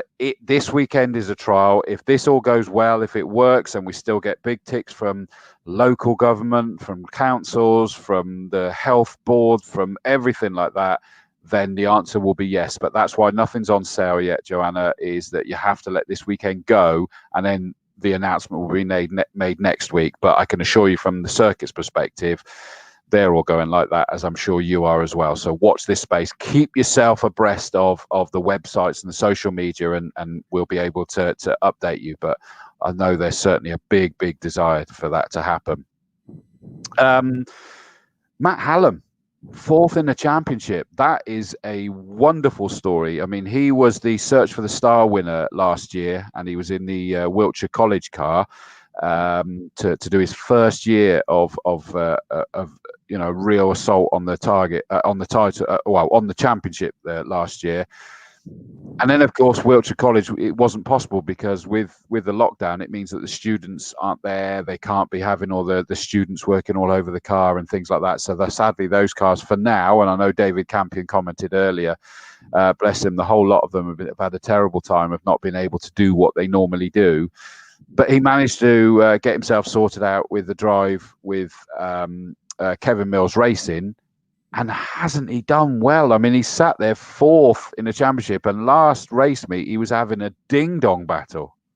Yeah, and he's with the quality of driver he's got in front of him, he must be really pleased with sort of be the best of the rest, if you like, behind the sort of three either very experienced drivers or something like Bryce Aaron, who's looking to go on to do professional motorsport at the highest level. And I think that's the key thing, is that I often say this, is keep yourself aware of that name, as I think it's one we'll see coming up in the future, Bryce Aaron. But Matt Hallam, really, really impressed. David Vivian's 5th in the championship. He's had quite a tricky time this year, involved in a few incidents, some not his fault, some his fault, a bit of a mixture, and he's sort of cussed himself a couple of times as well. And Kieran Atwood, fair play, 6th in the overall standings in the championship at the moment as well. In terms of the entry, so Class A, still, even with cars missing, we've got a cracking grid. Felix Fisher, Tom Hawkins, Matt Hallam, Kieran Atwood, Luke Cooper, Chris Acton, Robert Hall, Neil McLennan. So Neil McLennan's down from Scotland to race in the Kevin Mills Racing. That's a very talented young driver from north of the border. He's going to be one to mix it up with Felix and Luke, isn't he? I'm sure. 100%, he will. There's no question. And he's now had a bit of that experience, hasn't he, of of Castle Combe Circuit. So he doesn't need to sort of hide behind that at all, does he? It's like the guys say every time they come here. It's a very different circuit to everywhere else. So it's like I say, it does take a bit of learning. Perhaps unlike simpler circuits elsewhere, Castle Combe isn't easy to get to grips with. And it's a very brave circuit as well, isn't it? Absolutely. And with Luke and Felix, who have raced here for so many years, they know everything about it. So now that Neil's had the practice over a few meetings over the previous seasons, he's going to mix it up with the two of them. It'll be interesting to see what Rob Hall can do as well in that second of the Swift Coopers, because I think he was a little bit disappointed to be half a second off the pace or whatever he was at the last meeting. Yeah, no, it'd be intriguing. So that's Class A, 3, 6, so 8 cars in Class A. He says, I'll just question. Yeah, it was Class A. Class B is looking good as well. You've got Paul Barnes, obviously, is there in the number 5 car. He's currently, let's just double check there. He's second in Class B at the moment, only 7 points behind the number 23 car of Nathan Ward. So good to see Golden Ball back, Nathan Ward. And it sounds like they got some early stage issues sorted out. So he's looking good for the Class B championship at the moment. Sean Macklin is back out as well. James Rose, Bob Hawkins. In Class C, Mark De Rosario leads the charge in Class C as it stands at the moment on 67 points. And James Colburn second. Both of those two are out in this race. Now, James Colburn, and I love the fact that he was able to, where did I just put that? There it is, sent me some more details. Now, if you recall, Josh, that there was an incident at Bobby's, the second of the chicanes, at the start of the second race with David Vivian and Jonathan Brown was involved in that, wasn't he? Was it Jonathan? Yeah, I was going to say Grant Palmer. You're right. It's Jonathan Brown, wasn't it? And a difficult one to call from our cameras. And I think I've heard arguments for both sides on that one. So we're not going to bother getting into that. But the tyres went everywhere, didn't they, across the circuit? And James dropped me a message to let me know. He says that when the incident happened in race 2, he came through Bobby's to find tyres everywhere. He avoided most of them. But what actually happened is he drove over a loose tyre from the chicane, so from the stack, and it wrapped itself around this front right wheel. So in effect, he had 2 tyres on. One which looked flat, but was actually a bigger tyre on a smaller one. I've never heard anything like this. So he came into the pits, which is the part that we saw, because I was getting excited about the amazing work that Wayne Paul Racing did. Race was red flagged. The team went to town taking off the extra tyre. Unfortunately, inside the tyre used as a barrier was a bolt to connect it to other safety tyres, and that had punctured his actual front right. A quick change of alignment, and he was back out. And I'm sure there was more to the struts or something like that as well. But he'd also like to thank all the other teams. For example, Brian from Solely Motorsport, who came off the pit wall, charged down and helped them get him back out there, even though Solely Motorsport are obviously running one of his rivals, in fact, leader of the championship, Mark De Rosario. He helped get James Colburn out. Doesn't that sum up the spirit of this championship? It's the spirit of the Castle Combe Racing Club in general, isn't it? That if you're running your car by yourself, there's going to be somebody in an awning around the paddock that will be willing to help you. And in this instance, right in the middle of a race. And 2 different teams, 2 competing teams, 2 competing drivers. So I love that fact. Michael Phillips also out in Class C. Steve Bracegirdle's down as well. And that's great to see because, of course, he had a big incident in qualifying from memory, wasn't it? In his Mini in the Hot Hatches qualifying last time. And he he had to then sit out the rest of the day because, of course, they're a lot tighter these days on the concussion side, and they weren't confident he didn't have concussion. I don't know the definitive answer on that at the moment, but that meant he didn't get to race. He is back this time, which is great. Class D, two beautiful cars. Number 69, Alan Slater in his Nike Mark IV. Which some of you may have noticed. Normally it's this beautiful full yellow body on it, and the top of the body in particular has got some history to it. I think Colin Chapman it was, or something, that actually created that for the original owner. But it's quite heavy, and the hole to let air in is too small, and so it was overheating. So they've been desperately trying to get the weight down to its lower limit, and get a bigger hole, so more air through it. So they originally got this other one, and you may have noticed it had this, like, from memory, it was like a dark green top to the bodywork. It's basically just making sure that they can get it smaller, then they'll get it looking in the same color, but they were just making sure it's looking good. But he then missed out the second race, and I forget the details, but it was something about, I think it was one of the joints went, and they've had it redone, that it's now completely fitted and all ready to go. And he'll be against Bob Higgins in that Riaggio Racing Run Macon 07, that again is just beautiful. Those two cars are just stunning, aren't they? And they're two cars that you don't see out very often. You've got the historic Formula Ford Championship, which is for that era of car. And you don't really see those cars out. So it's great to see that they've chose Castle Combe to race. And the good thing is the Formula Ford rules haven't changed since 1967. So you can race an older car against the newer ones and do some giant killing, which I suspect we might see on Sunday when we come to that with an extra entry in the older cars. Yes, exactly right. And I will move on to that just quickly. Jamie Peters-Ennis has said that Steve Bracekerdle had a total brake failure going into Tower in that Mini. Wow, no wonder it was a big one. So that does make sense. Lynn Hoy says Andy Abrams will do okay because he knows I'll be in charge of a fire extinguisher. Lynn, you causing trouble again. Thank you to Joanna for the tickets on NG Week question. Mark Gardner, looking good, guys. That VP Racing merchandise looks fantastic, doesn't it just? Stay tuned for the competitions that apparently we're running over the weekend, and you can obviously buy the merch. So we're going to be busy, Josh, I tell you. I'm glad you're Chris. Ian Jones from Nick Mizzen. Does Andy Abrams remember racing together in the modified saloons back in the early 90s? Wow. You guys bringing up the memories. Tim Perry remembers he was on. That was the Formula Ford incident with the tyres everywhere for that one. Yes, as Josh mentioned there, is that on Sunday we also have the Formula Ford Carnival coming back. Now, I say coming back because I'm pretty certain that we didn't have it last year and it was kind of sadly missed. I might be imagining that, but I'm pretty sure that was the situation. And it has come back. It's a one-off event, so it is on the Sunday. Before I go to that, by the way, is that we're going to be having losing two people. One of them is relevant to Formula Fords. Both Maggie and Dave Edwards are retiring at the end of this season.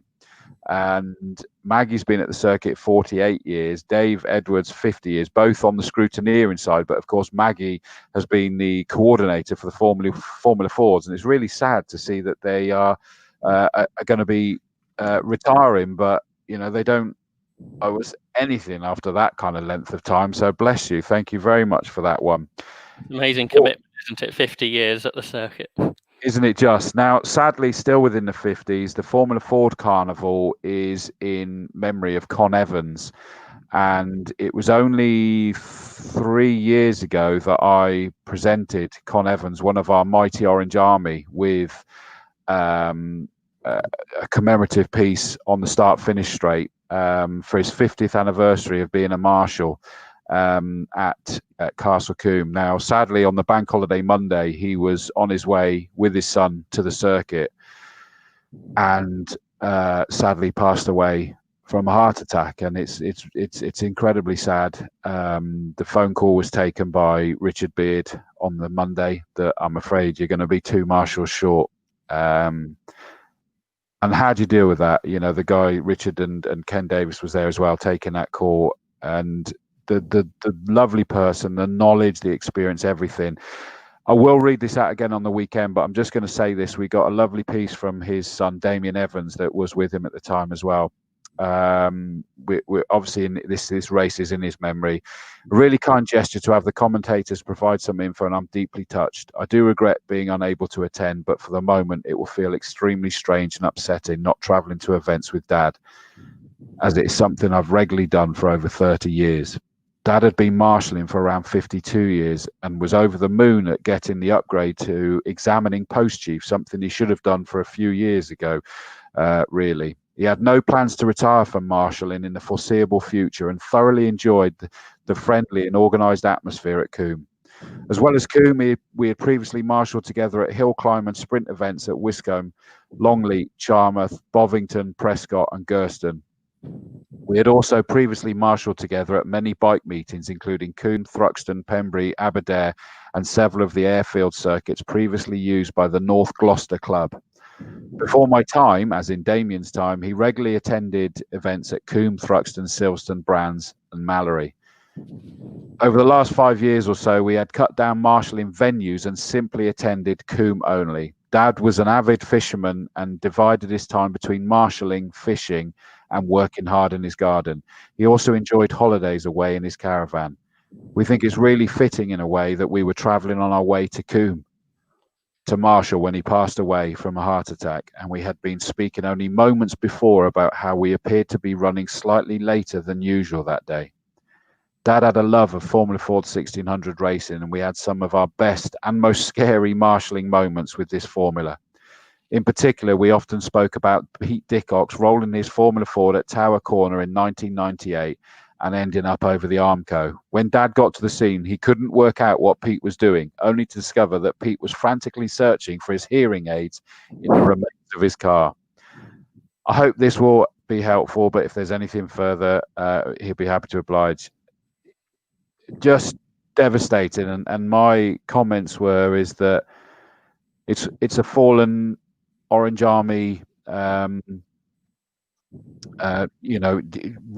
means everything to us, as I'm sure you could probably hear my voice trying to read that one out, and I've got to try and do that again over the weekend. I did present him with a piece on the start grid 3 years ago for his 50 years, and the fact that he was on his way with his son to the circuit, and God bless to Con Evans and obviously the Evans family, and it is lovely that we do get to put this Formula 4 Carnival race in his memory, and I know that a lot of you watching will probably be quite touched by, emotional about the whole point, because we've always said the Orange Army is a family, and that's one of our fallen Army members there.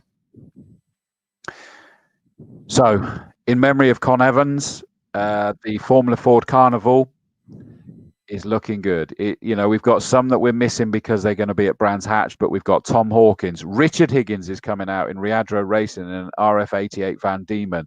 Kieran Atwood, Luke Cooper, of course, Chris Acton, Robert Hall, Ollie White, Oliver White's out in a Swift FC18. Now he's a local driver that even got to go over to America to do the race for Indy a couple of times from Bath, and it's good to see. Sorry, he's out not in the Swift. I thought it would be. He's in the Medina Sport JL17K, run by Solely Motorsport. Paul Barnes, Sean Macklin, James Rose, Bob Hawkins, James Colburn, Steve Bracegirdle, Alan Slater, Josh Fisher back out as well. Josh.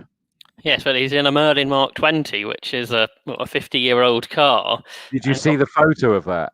Yes, there's so many of them, and it's a new Merlin which I haven't seen yet. And and with Wayne Paul preparing it, it's going to look good, isn't it? And it certainly does.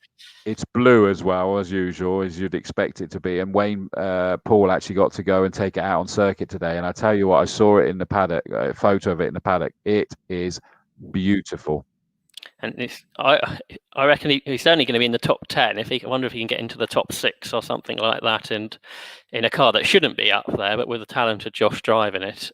And as I was saying earlier, with the older cars, they run to the same regulations. Of course, the aero on a 50-year-old car isn't like the new ones, but I think with his talent, he can do some giant killing in that. Yeah, no, I'm looking forward to that. And of course, Bob Higgins out in the Riadro run, Macon 07. So that's looking like a good grid that we're going to have out there. Incidentally, we've got some wonderful sponsors out there as well that we're going to see. Avon Tyres have put forward a set of Formula Ford racing tyres. Castle Combe Circuit have put up a free test session for 2021. Love this one is that I've been chatting with one of our past champions, Ed Moore.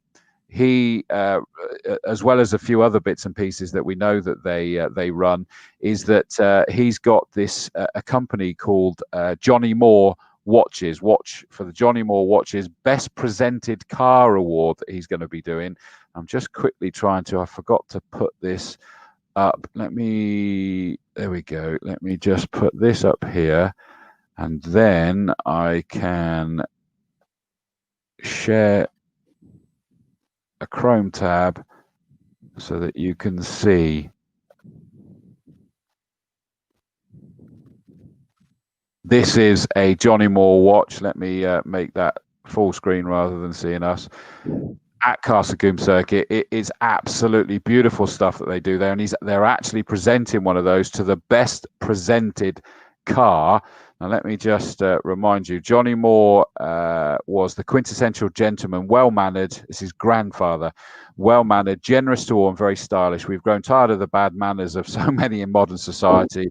And so the ethos of the brand is that if you wear one of our JM watches, then the owner is encouraged to live by these standards. The Johnny Moore range has been designed by multiple Formula Ford 1600 champion, twice national champion, twice Castle Combe champion, etc. Ed Moore, grandson of Johnny Moore, to encapsulate style with a sporting flair. JohnnyMooreWatches.com is one of the sponsors, and I do love that. In fact, let me just quickly, I'm pretty certain I put it up here somewhere. No, I haven't yet. I will do very shortly. Is that his the website for that? But Johnny Moore Watches, they put one of those up for Best Presented Car Award. And Josh, in fairness, I think we were just making the point there's a few up that could be contesting quite highly for that one. It's going to be difficult for whoever's got to choose who's going to win the prize, isn't it? Because I don't think there's anybody that has a bad prepared car. So picking the best of them is going to be a difficult choice. No, I agree. I mean, it's well, I was about to say, thankfully, it's not us, but we never know that, do we? But yeah, we'll see. By the way, Tim Perry said he will be missed, obviously, about Con Evans. Emma Strawford said, rest in peace, Con, #Orange Army. But she's also said that she reckons Josh Fisher in his new old car, that Merlin's going to be in there for a shout on it. I tell you, I saw it earlier. It does look good. So be aware, guys, there is a wonderful Johnny Moore Watches prize for Best Presented Car. VP Racing Fuels, caps, etc. for all class winners. Peter and Rita Dickox, £50 worth, possibly fuel vouchers. Dave and Maggie Edwards themselves as well, £50 possibly fuel vouchers. I mean, just wonderful to see people piling in with just some great awards for the carnival. Absolutely, because nowadays club racing, there's not many prizes that go along with it, is there, apart from a trophy for the winners. So it's great to see real prizes being given by lots of the sponsors there, not just one. He racked off a lot of prizes there up for offer on Sunday. Exactly. No, exactly right, mate. No, it's good. Right, let's put that there. Right, I think I'm just about managing this. As you can imagine, I've got paperwork everywhere. Saloon Car Championship. That's the other one that's on the Saturday for our one, and the championship's going to be decided for that one. And I know we did have Gary Preble in the house a little while ago. I didn't pull that off, did I? In the house. I can't get down with the kids. Sorry, I shouldn't have tried that. Sorry. The overall championship stand-ins then. Well, I've only got the class championships at the minute, so I've got to work this one out myself. I've got to do quick maths. 45 points. Mark Sutton, Class C, leading the championship overall at the moment in his MGZR. You're not sure if we've had an MG winning the championship before, Chris. You've probably got all the stats there, but it's not just a regular car at the front, isn't it? So Mark's done a great job this year, hasn't he, to be consistently at the front, and that's what's important with this championship, which, like the Formula Fords, have no drop scores. And I do love your misplaced confidence in me there, by the way. Actually, that's made me realise that I'm not sure where I did have printed out all the past champions, and that's gone missing into one of the other piles of goodness knows how much paperwork. But yeah, Mark Sutton. But he's in a challenging group there. I mean, he's in Class C, and if we look at the entries for the Saloon Car Championship in Class C, actually, John Lannon's the only other one in Class C at the moment. Now, John Lannon is behind him in second place in the championship on 33 compared to 45. But from memory, and I'm having to rack my brains now, is that when there's only two, he's probably not going to score full points. No, I think you're right. I have got that written down ready for the weekend, but I haven't got that prepared at the moment. I apologize. Yeah, because you were only going to do the other bit, and I've stitched you up properly now. I'll have that ready for the weekend. But yes, because there's not so many entries, you don't score so many points, and therefore Mark's absolutely got to beat John Lannon on both races to make sure he can get as many points as possible and getting the fastest lap points. It's all going to be really important because it's really close. At the front, you've got Adam Preble and Chris Hignall as well in a chance of the overall championship. Really close, just a few points between them. Bless him. Mark Sutton said, it's been a crazy mixed up year when I'm leading the championship. Don't say that, mate. It's brilliant. The smart money is going to be on Adam to take the title, but me and Chris Hignall will be giving it our all. That is a key thing, is that let me just quickly sort of go through this and then I'll pick up on a few of the subplots. Adam Preble is only 1 point behind him. But, those Class A big bangers, they're more highly strung than some of the women I used to date. I got to be honest, but... And there's lots of competition this weekend in Class A as well. So Adam Preble's got some beating to do, hasn't he? And he had those problems last time out as well. And Jamie Peters says 4 points is scored if 3 or more start the race in the class, and that's the point. There's only 2 in his class, Jamie's. But thank you for clearing that one. Sutton wins Class C. Got it here now, Chris. So if he wins in class with just 2 starters, he scores 9 points compared to 10 points if there's more than 3. So, Chris Clive's got there before us, hasn't he? Yeah, he's done it. And Anthony Weeks says, so yes, fine, as it looks like Mark Sutton's tied up Class C by the looks of it. Other than DNF, surely DNFs can come into this because I don't think there's drop points here as well. But you're right, but it's all about understanding whether it's, what he's going to do in terms of the fight. But, these Class A things, they are highly strung and problems do arise with them. Yeah, and it's only that 1 point difference between winning with the different starters. Adam has still got to win the races, and I'm sure you'll go through all those Class A entries later, but it's going to be difficult. We know how quick Adam can be, but it's going to be difficult to get 2 victories, and that's what he really needs if he's going to beat Mark Sutton in the overall championship. I just find this for myself as a first and foremost a fan, and my goodness knows what 40 years worth of link to the circuit, is that emotionally I'm there going, I don't know who I want to win it, because I'll suddenly go, Adam's been there forever, it'll be lovely for Adam to win. Mark Sutton, he's like a major stalwart, and as you say, he's in a ZR. I really like Mark Sutton. It's going to be so difficult to call on that one. Now, the other story to throw at this is that on 41 points is Chris Hignall in his Class D car, and this is his last race weekend. And I know we've heard Chris retire a few times, but this does appear like this is the one, other than maybe the odd race here and there in the future, is that his lovely lady, his lovely wife, Wendy Hignall, has obviously retired from her medical profession, although it didn't become a full retirement because obviously all medical people were needed this year, bless the NHS, and thanks to the NHS. But I think the plan is that they are properly going to go off and enjoy their life now. And of course, Chris, I'm hoping to get him and Rob Ballard on a show, actually, because against all odds, being able to go racing. Rob with his dialysis, and Chris Hignall with only one eye after a firework accident. That means that one eye does not exist, and it's just amazing what he's done. He's sat there on 41 points. He's only 4 points behind Mark Sutton, 3 points behind Adam Preble.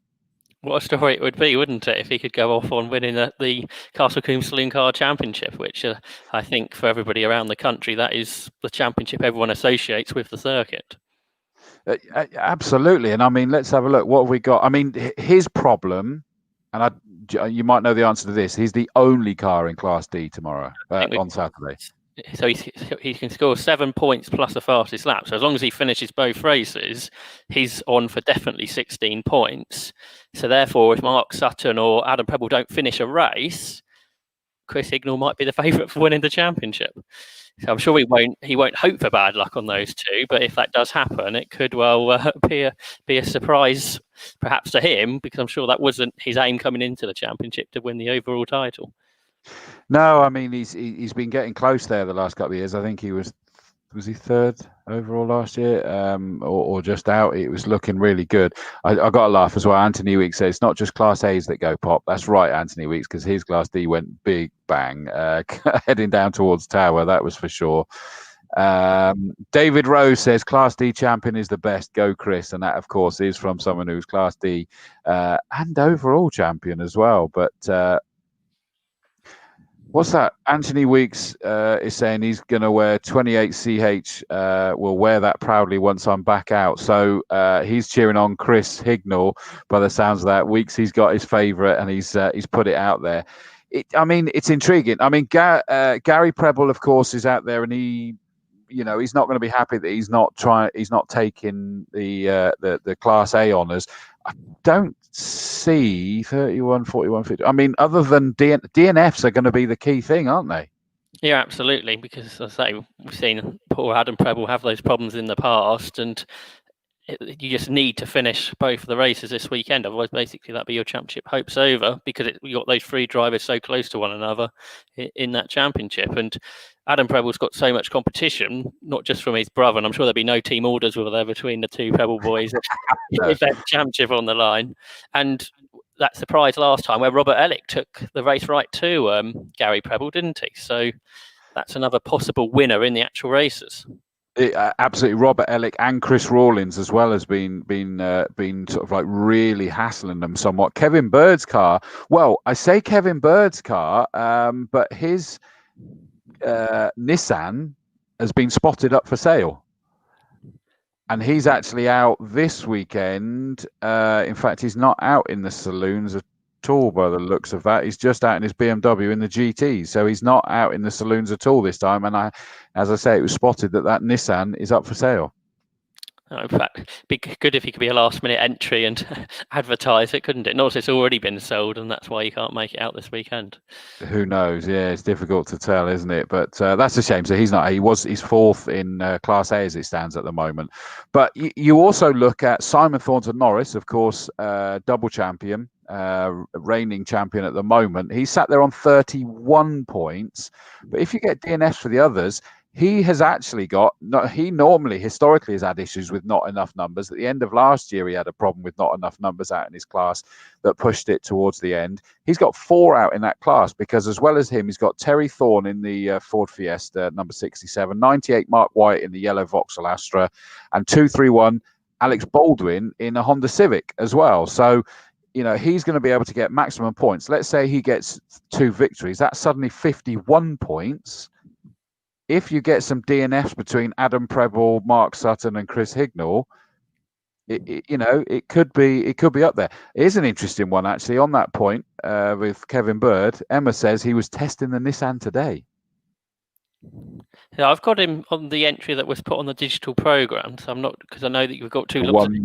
The one that I forwarded you from Joe was an updated one, sadly. But I'd like to think it was. If he was testing today, fingers crossed he'll be out. That'd be nice. So we'll wait and see about that one. Fingers crossed, indeed.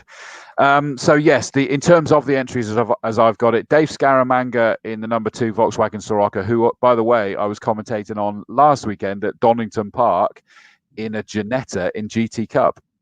Yeah, I saw him out in Britcar as well at them earlier on in the season. So a very different car, I should expect, driving a sort of a nimble Ginetta front-wheel drive Volkswagen. Yeah, he openly said he's still getting used to it, definitely, without question. Car number 6, Rob Ballard out in the Chippenham Conservatories and Windows VW Sirocco. needs a bit of luck, doesn't he? Now he's had bad luck recently. Chris Rawlins, number 7 in his Volkswagen Golf GTI. Tony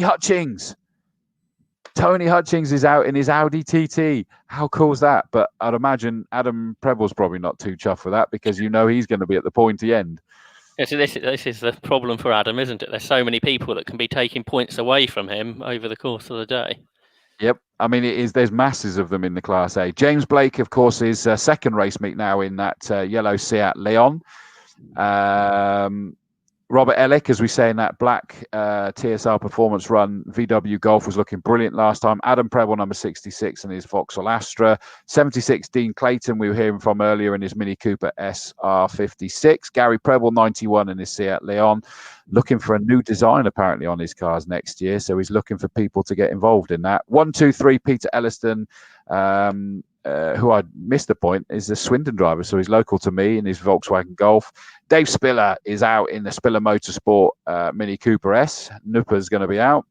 Class B, Simon Thornton Norris, number 1, 67 Terry Thorne, 98 Mark Wyatt, 231 Alex Baldwin, as we said earlier. Class C, John Lannon and Mark Sutton in 25 and 26, the Citroen Saxo and the MGZR, and 28 Chris Hignall. I just realised that means we got no Sean Govard out, who's just celebrated his birthday. Happy birthday, Sean. Was that yesterday? I think it was yesterday. And he's not out. So, but that's all going to be tied up on Saturday, isn't it? And I think it's going to have to go into the final of the 2 races, hasn't it? With just 1 point between the top I can't 2. see that they're going to tie it in the first one. No, Yeah. Got to be a very weird circumstances if that's happened. So yes, it looks like it's going to go to the final race, and hopefully, if the championship isn't so exciting, which it looks like it will be, I'm sure the races will be with so many Class A cars. And that last time out, it was a fantastic race at the front. So if we can replicate that for now, with spectators being able to enjoy it too, it's going to be everybody's going to be on their feet, aren't they, down there at Quarry? Just a bit, mate. Just a bit. That's for sure.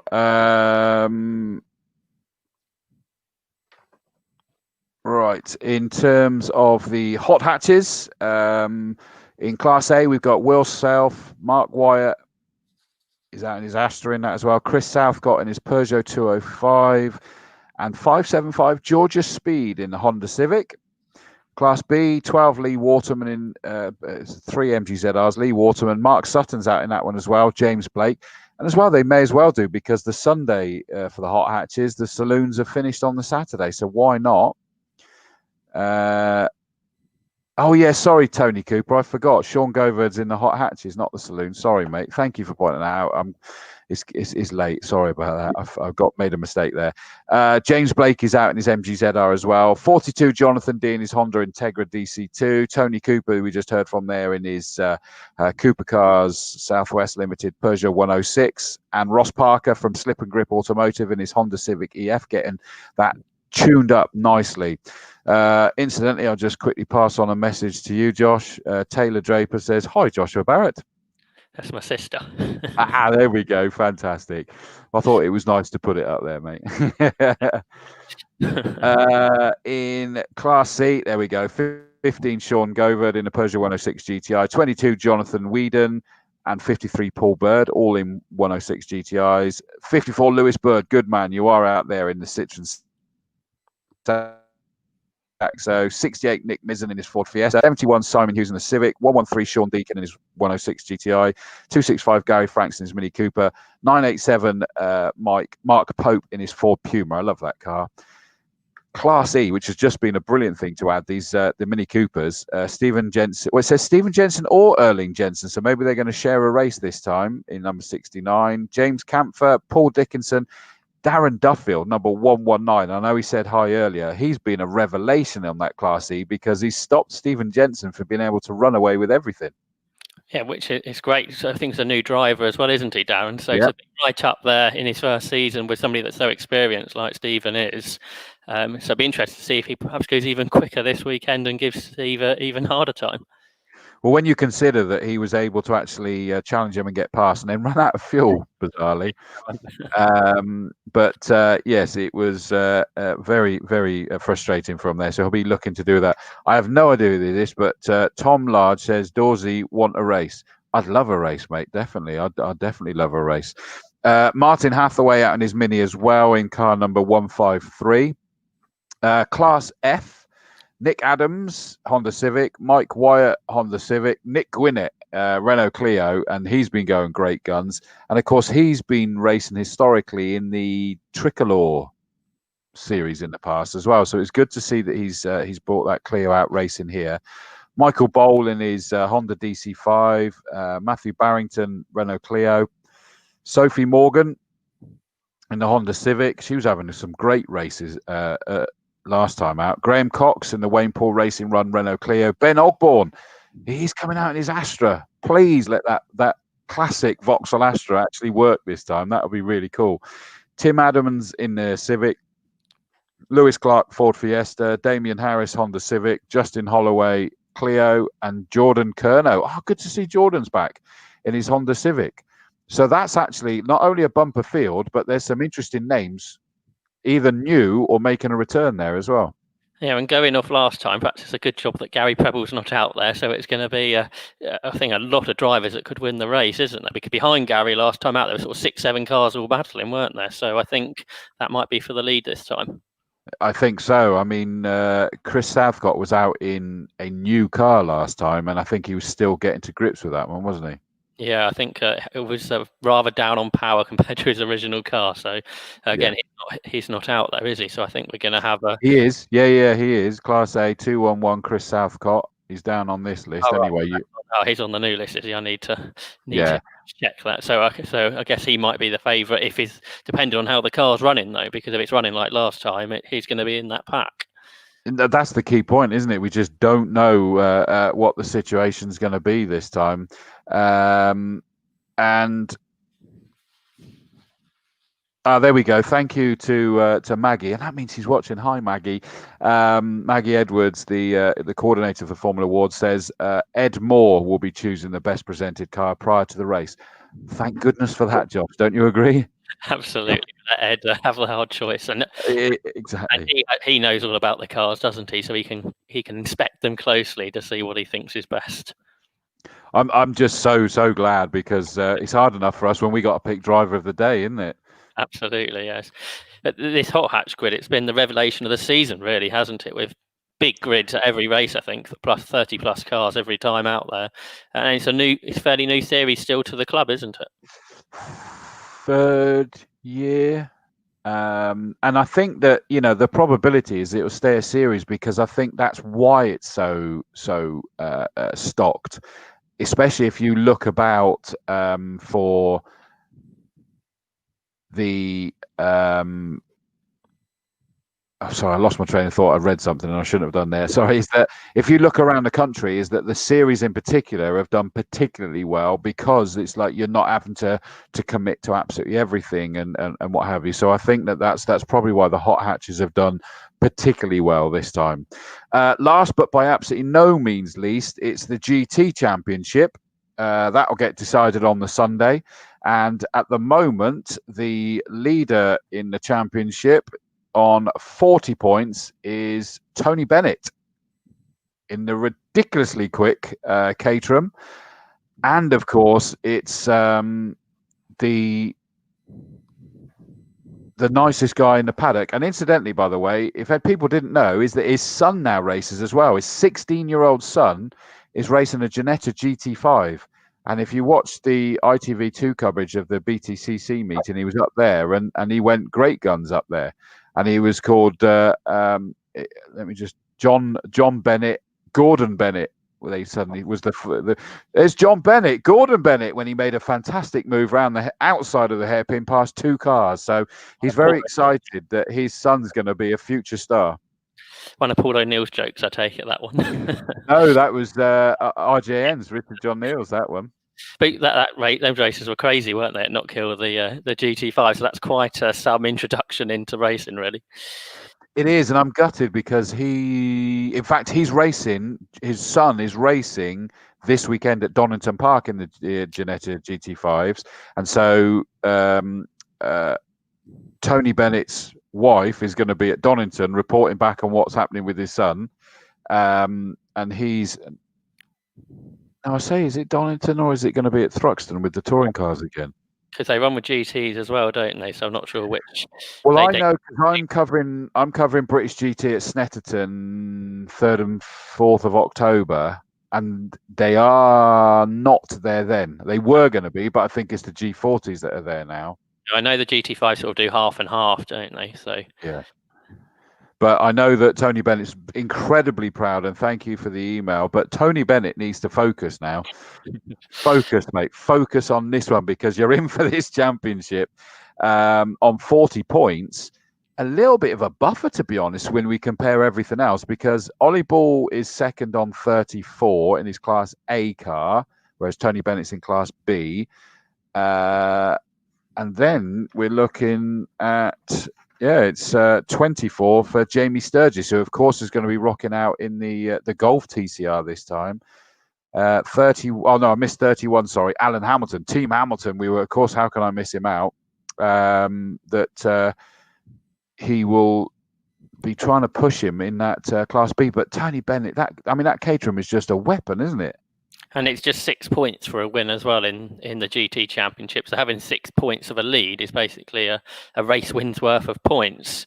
And there's, how many cars have we got in each class? Because that again is important, isn't it? It is. Let's have a goosey gander. GTs, right, in Class A we've got 3 of them: Bradley John, Ollie Ball, and Barry Squibb's back. Good to see Barry Squibb. So that means that in at least one of the races we'll have 3 cars. Hopefully, fingers crossed. Yeah. So, that might be tricky for Ollie Ball. We'll have to wait and see. Class B, 3 in that one as well. Tim Woodman in the Caterham 7, Tony Bennett in his R300, and of course Alan Hamilton in his Westfield Race Aero. So both of them have got 3 each in that one. Class C, Kevin Bird in the BMW M3 GT4. Nigel Mustel out again, brilliant in his Nissan GTR. Del Brett in his Porsche 911. Jeremy Cook in the BMW M3 E92. Class D, good old Jazz Sapper. I love that guy. He's always out. But it's a new BMW to him this year. Have you seen that? Well, I saw him smash one up at Brands Hatch. So I'm not sure which one. Oh, when? In August, that was at the... He had one out in the Thunder Saloons race, which ended up in the pit wall, and then he had one out in a different car in the Kumo BMW Championship. So I'm not sure which one it was that got battered up. Oh dear! Was it white? I think it was. Yes. Oh no! Because if you recall, Jazz is. I mean, I always have a giggle with Jazz. Is that he would race ants if if that was he's got to race all the time, and it's been that sort of like.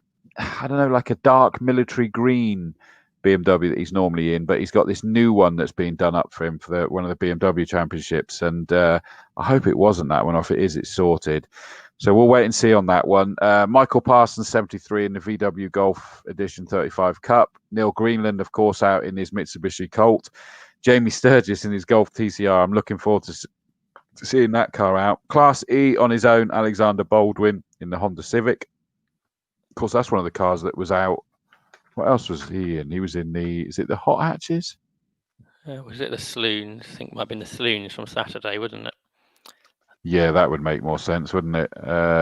Yes, he is. Class B with his Honda Civic. So he's taken that out in Class E in the GTs as well. Class F, Dominic Shepherd in that wonderful Audi Super Tourer GT. Have you seen the doors open on that, by the way? Well, I saw it a bit battered, didn't I, at the last meeting? So you did. So I think both doors were off at that point. Yeah, probably right. But it's got that they open like that. It's a really cool car, isn't it? I'm not because I had a quick chat with him. It's a Danish touring car, isn't it? Which I've never seen one of those before. And it's an amazing piece of kit. So hopefully that's all been fixed. And because the problem he was telling me was sourcing parts, because obviously all the parts are not here, so he has to anything he needs he has to order in. Oh really? Oh okay. Well, he's out. That's the good thing, is that because that was quite a bit of damage last time, wasn't it? Yeah. So and he did qualify really well. I think he was in the top 5. So if that's all working again, he's going to be one to watch. Well, you think about it, it's 3.5 litres in a really light car as well. Exactly. Yeah. So I mean, that's a monster. Sonny Gill 124, which is Jazz's son-in-law from memory. 354 Mark Sear in a Vauxhall Tigra as well. So good field in the GTs. By the way, just to sort of clear up, is that Jamie Peters then said Jazz had the green-grey one bashed at Brands, so it was the other one that got zapped. That might be why they sorting the white one out then, which is a relief. Must have been the white one he had out on the Sunday in the Kumo Championship. Okay, and that's certainly what they're sorting it out for. And Jamie confirms I was right. GT5s are at Dorrington this weekend. I thought as much. And I'll say that in a second. But that's the GT. So really, that looks like that's, dare I say it, Tony Bennett's to lose in reality. I'm gutted that we've not got Sasha Kakad out this time. Yeah, he's been gone really well in that TCR Amazing. Absolutely amazing. We picked him as driver of the day a couple of rounds ago. He was just brilliant. Kevin Jones not out in his Noble. That's a shame.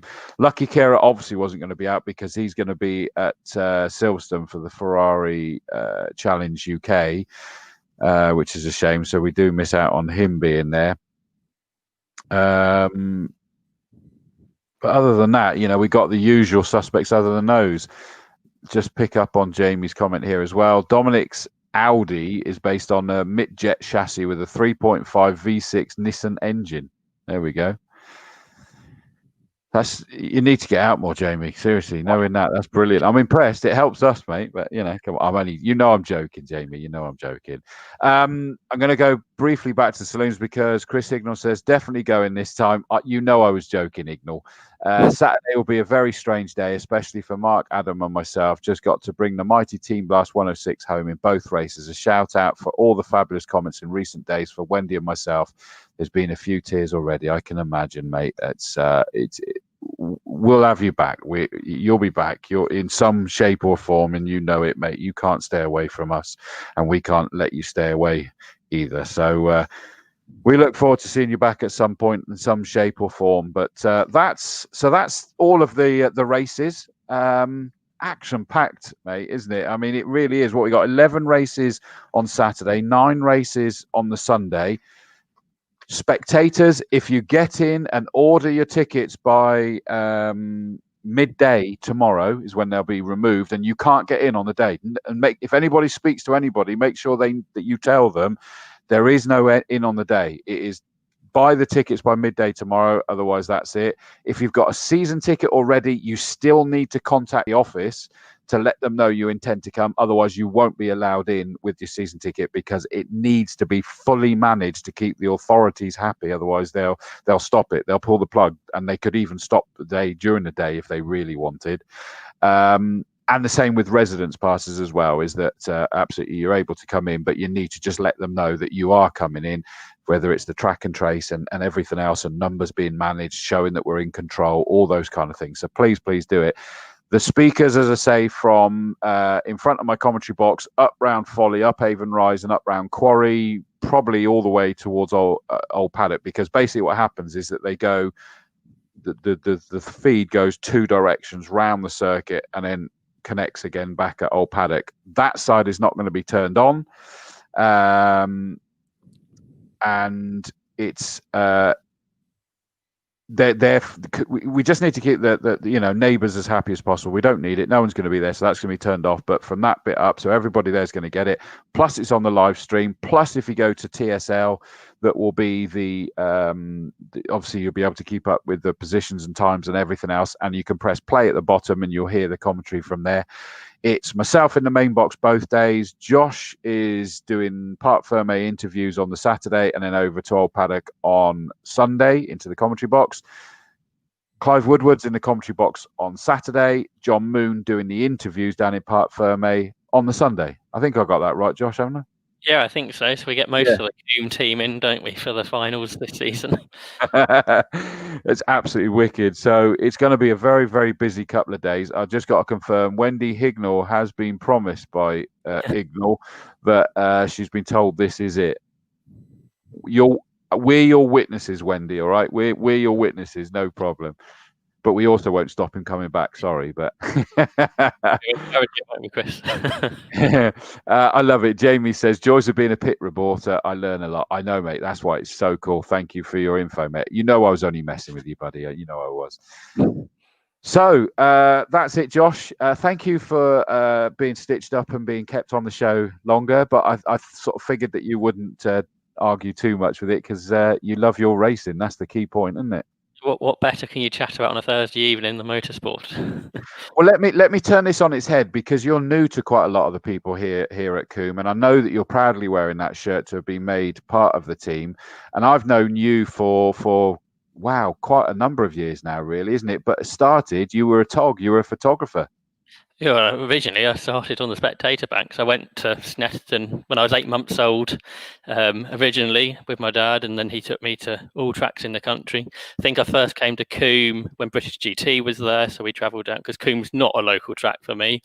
Where are you at? We're in Essex, not far from Stansted, so it's 150 miles down to Combe. But when you and the Combe team asked me to get involved, I was certainly more than happy to, because it's known for having some of the best racing in the country and some great grids, and the championships are so established down there. The Saloon Car Championship, it's known all over the country, and it's a championship which the type of car you just don't see anywhere else, because the cars at the front, they're so highly tuned, aren't they, like you said earlier, and those types of cars aren't raced anywhere else in the UK, and it's only Castle Combe you can come down and see them. No, well, it's great to have you on board, mate. And, great experience, as I say, photographer, then started getting involved in things like MG Car Club. You're a major 750 Motor Club bod doing most of their meets, most of the MG Car Club now, quite a few of the MSV stuff as well these days. And obviously now at Castle Combe. What have I missed out that you get to cover these days? Yes, I think that they're the main ones, do bits and pieces down at Brands Hatch. So my main one down there is the Formula Ford Festival, where we'll be cheering on any of the Castle Combe regulars. And I'm sure Luke Cooper. Make sure you do. It's a busy, as you know, Chris, it's a busy season, travelling to all these different places. And this year, I think, it's been crammed into a much smaller period of time.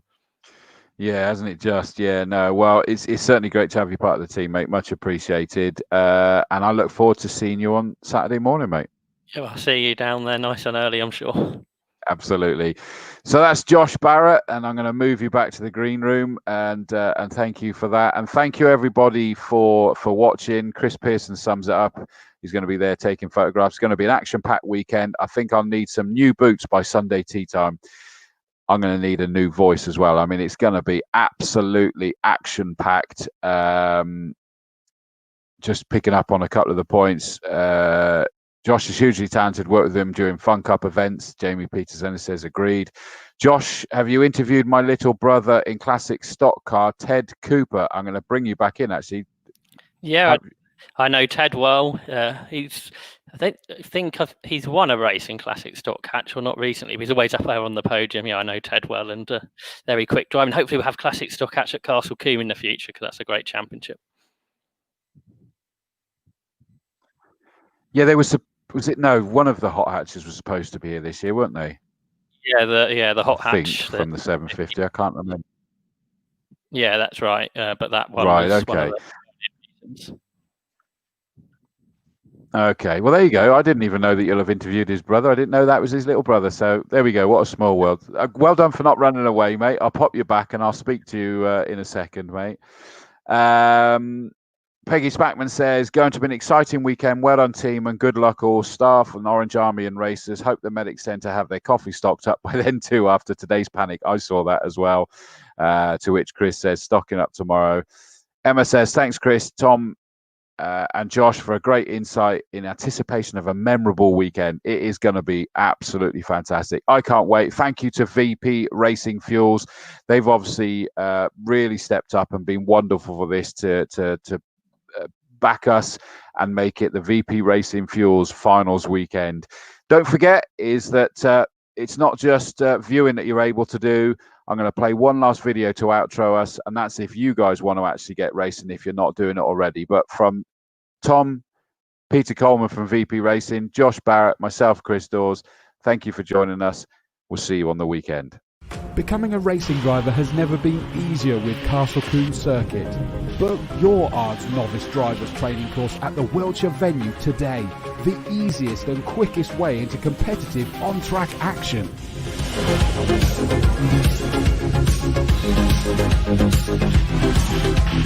Welcome to Castle Combe. My name's Alan Cooper. I'm the Chief Driving Racing Instructor here at this circuit.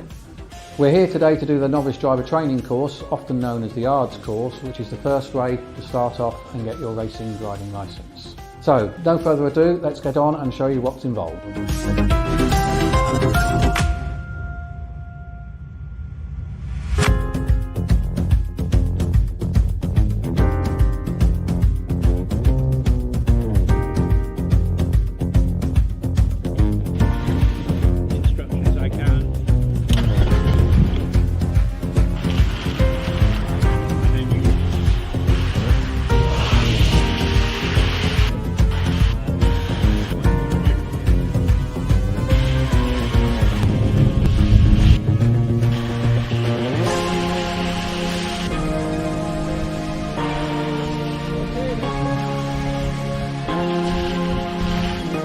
So you've seen the format. Everyone here today passed their tests and now have their racing licence. Who knows? The next time I see them could be as I commentate on them in front of the usual packed house of racing fans here at Castle Combe Circuit. All you need to do to be next is to visit castlecombecircuit.co.uk and select Become a Racing Driver under the Racing tab. Becoming a racing driver is easier than you think with Castle Combe Circuit and Motorsport UK.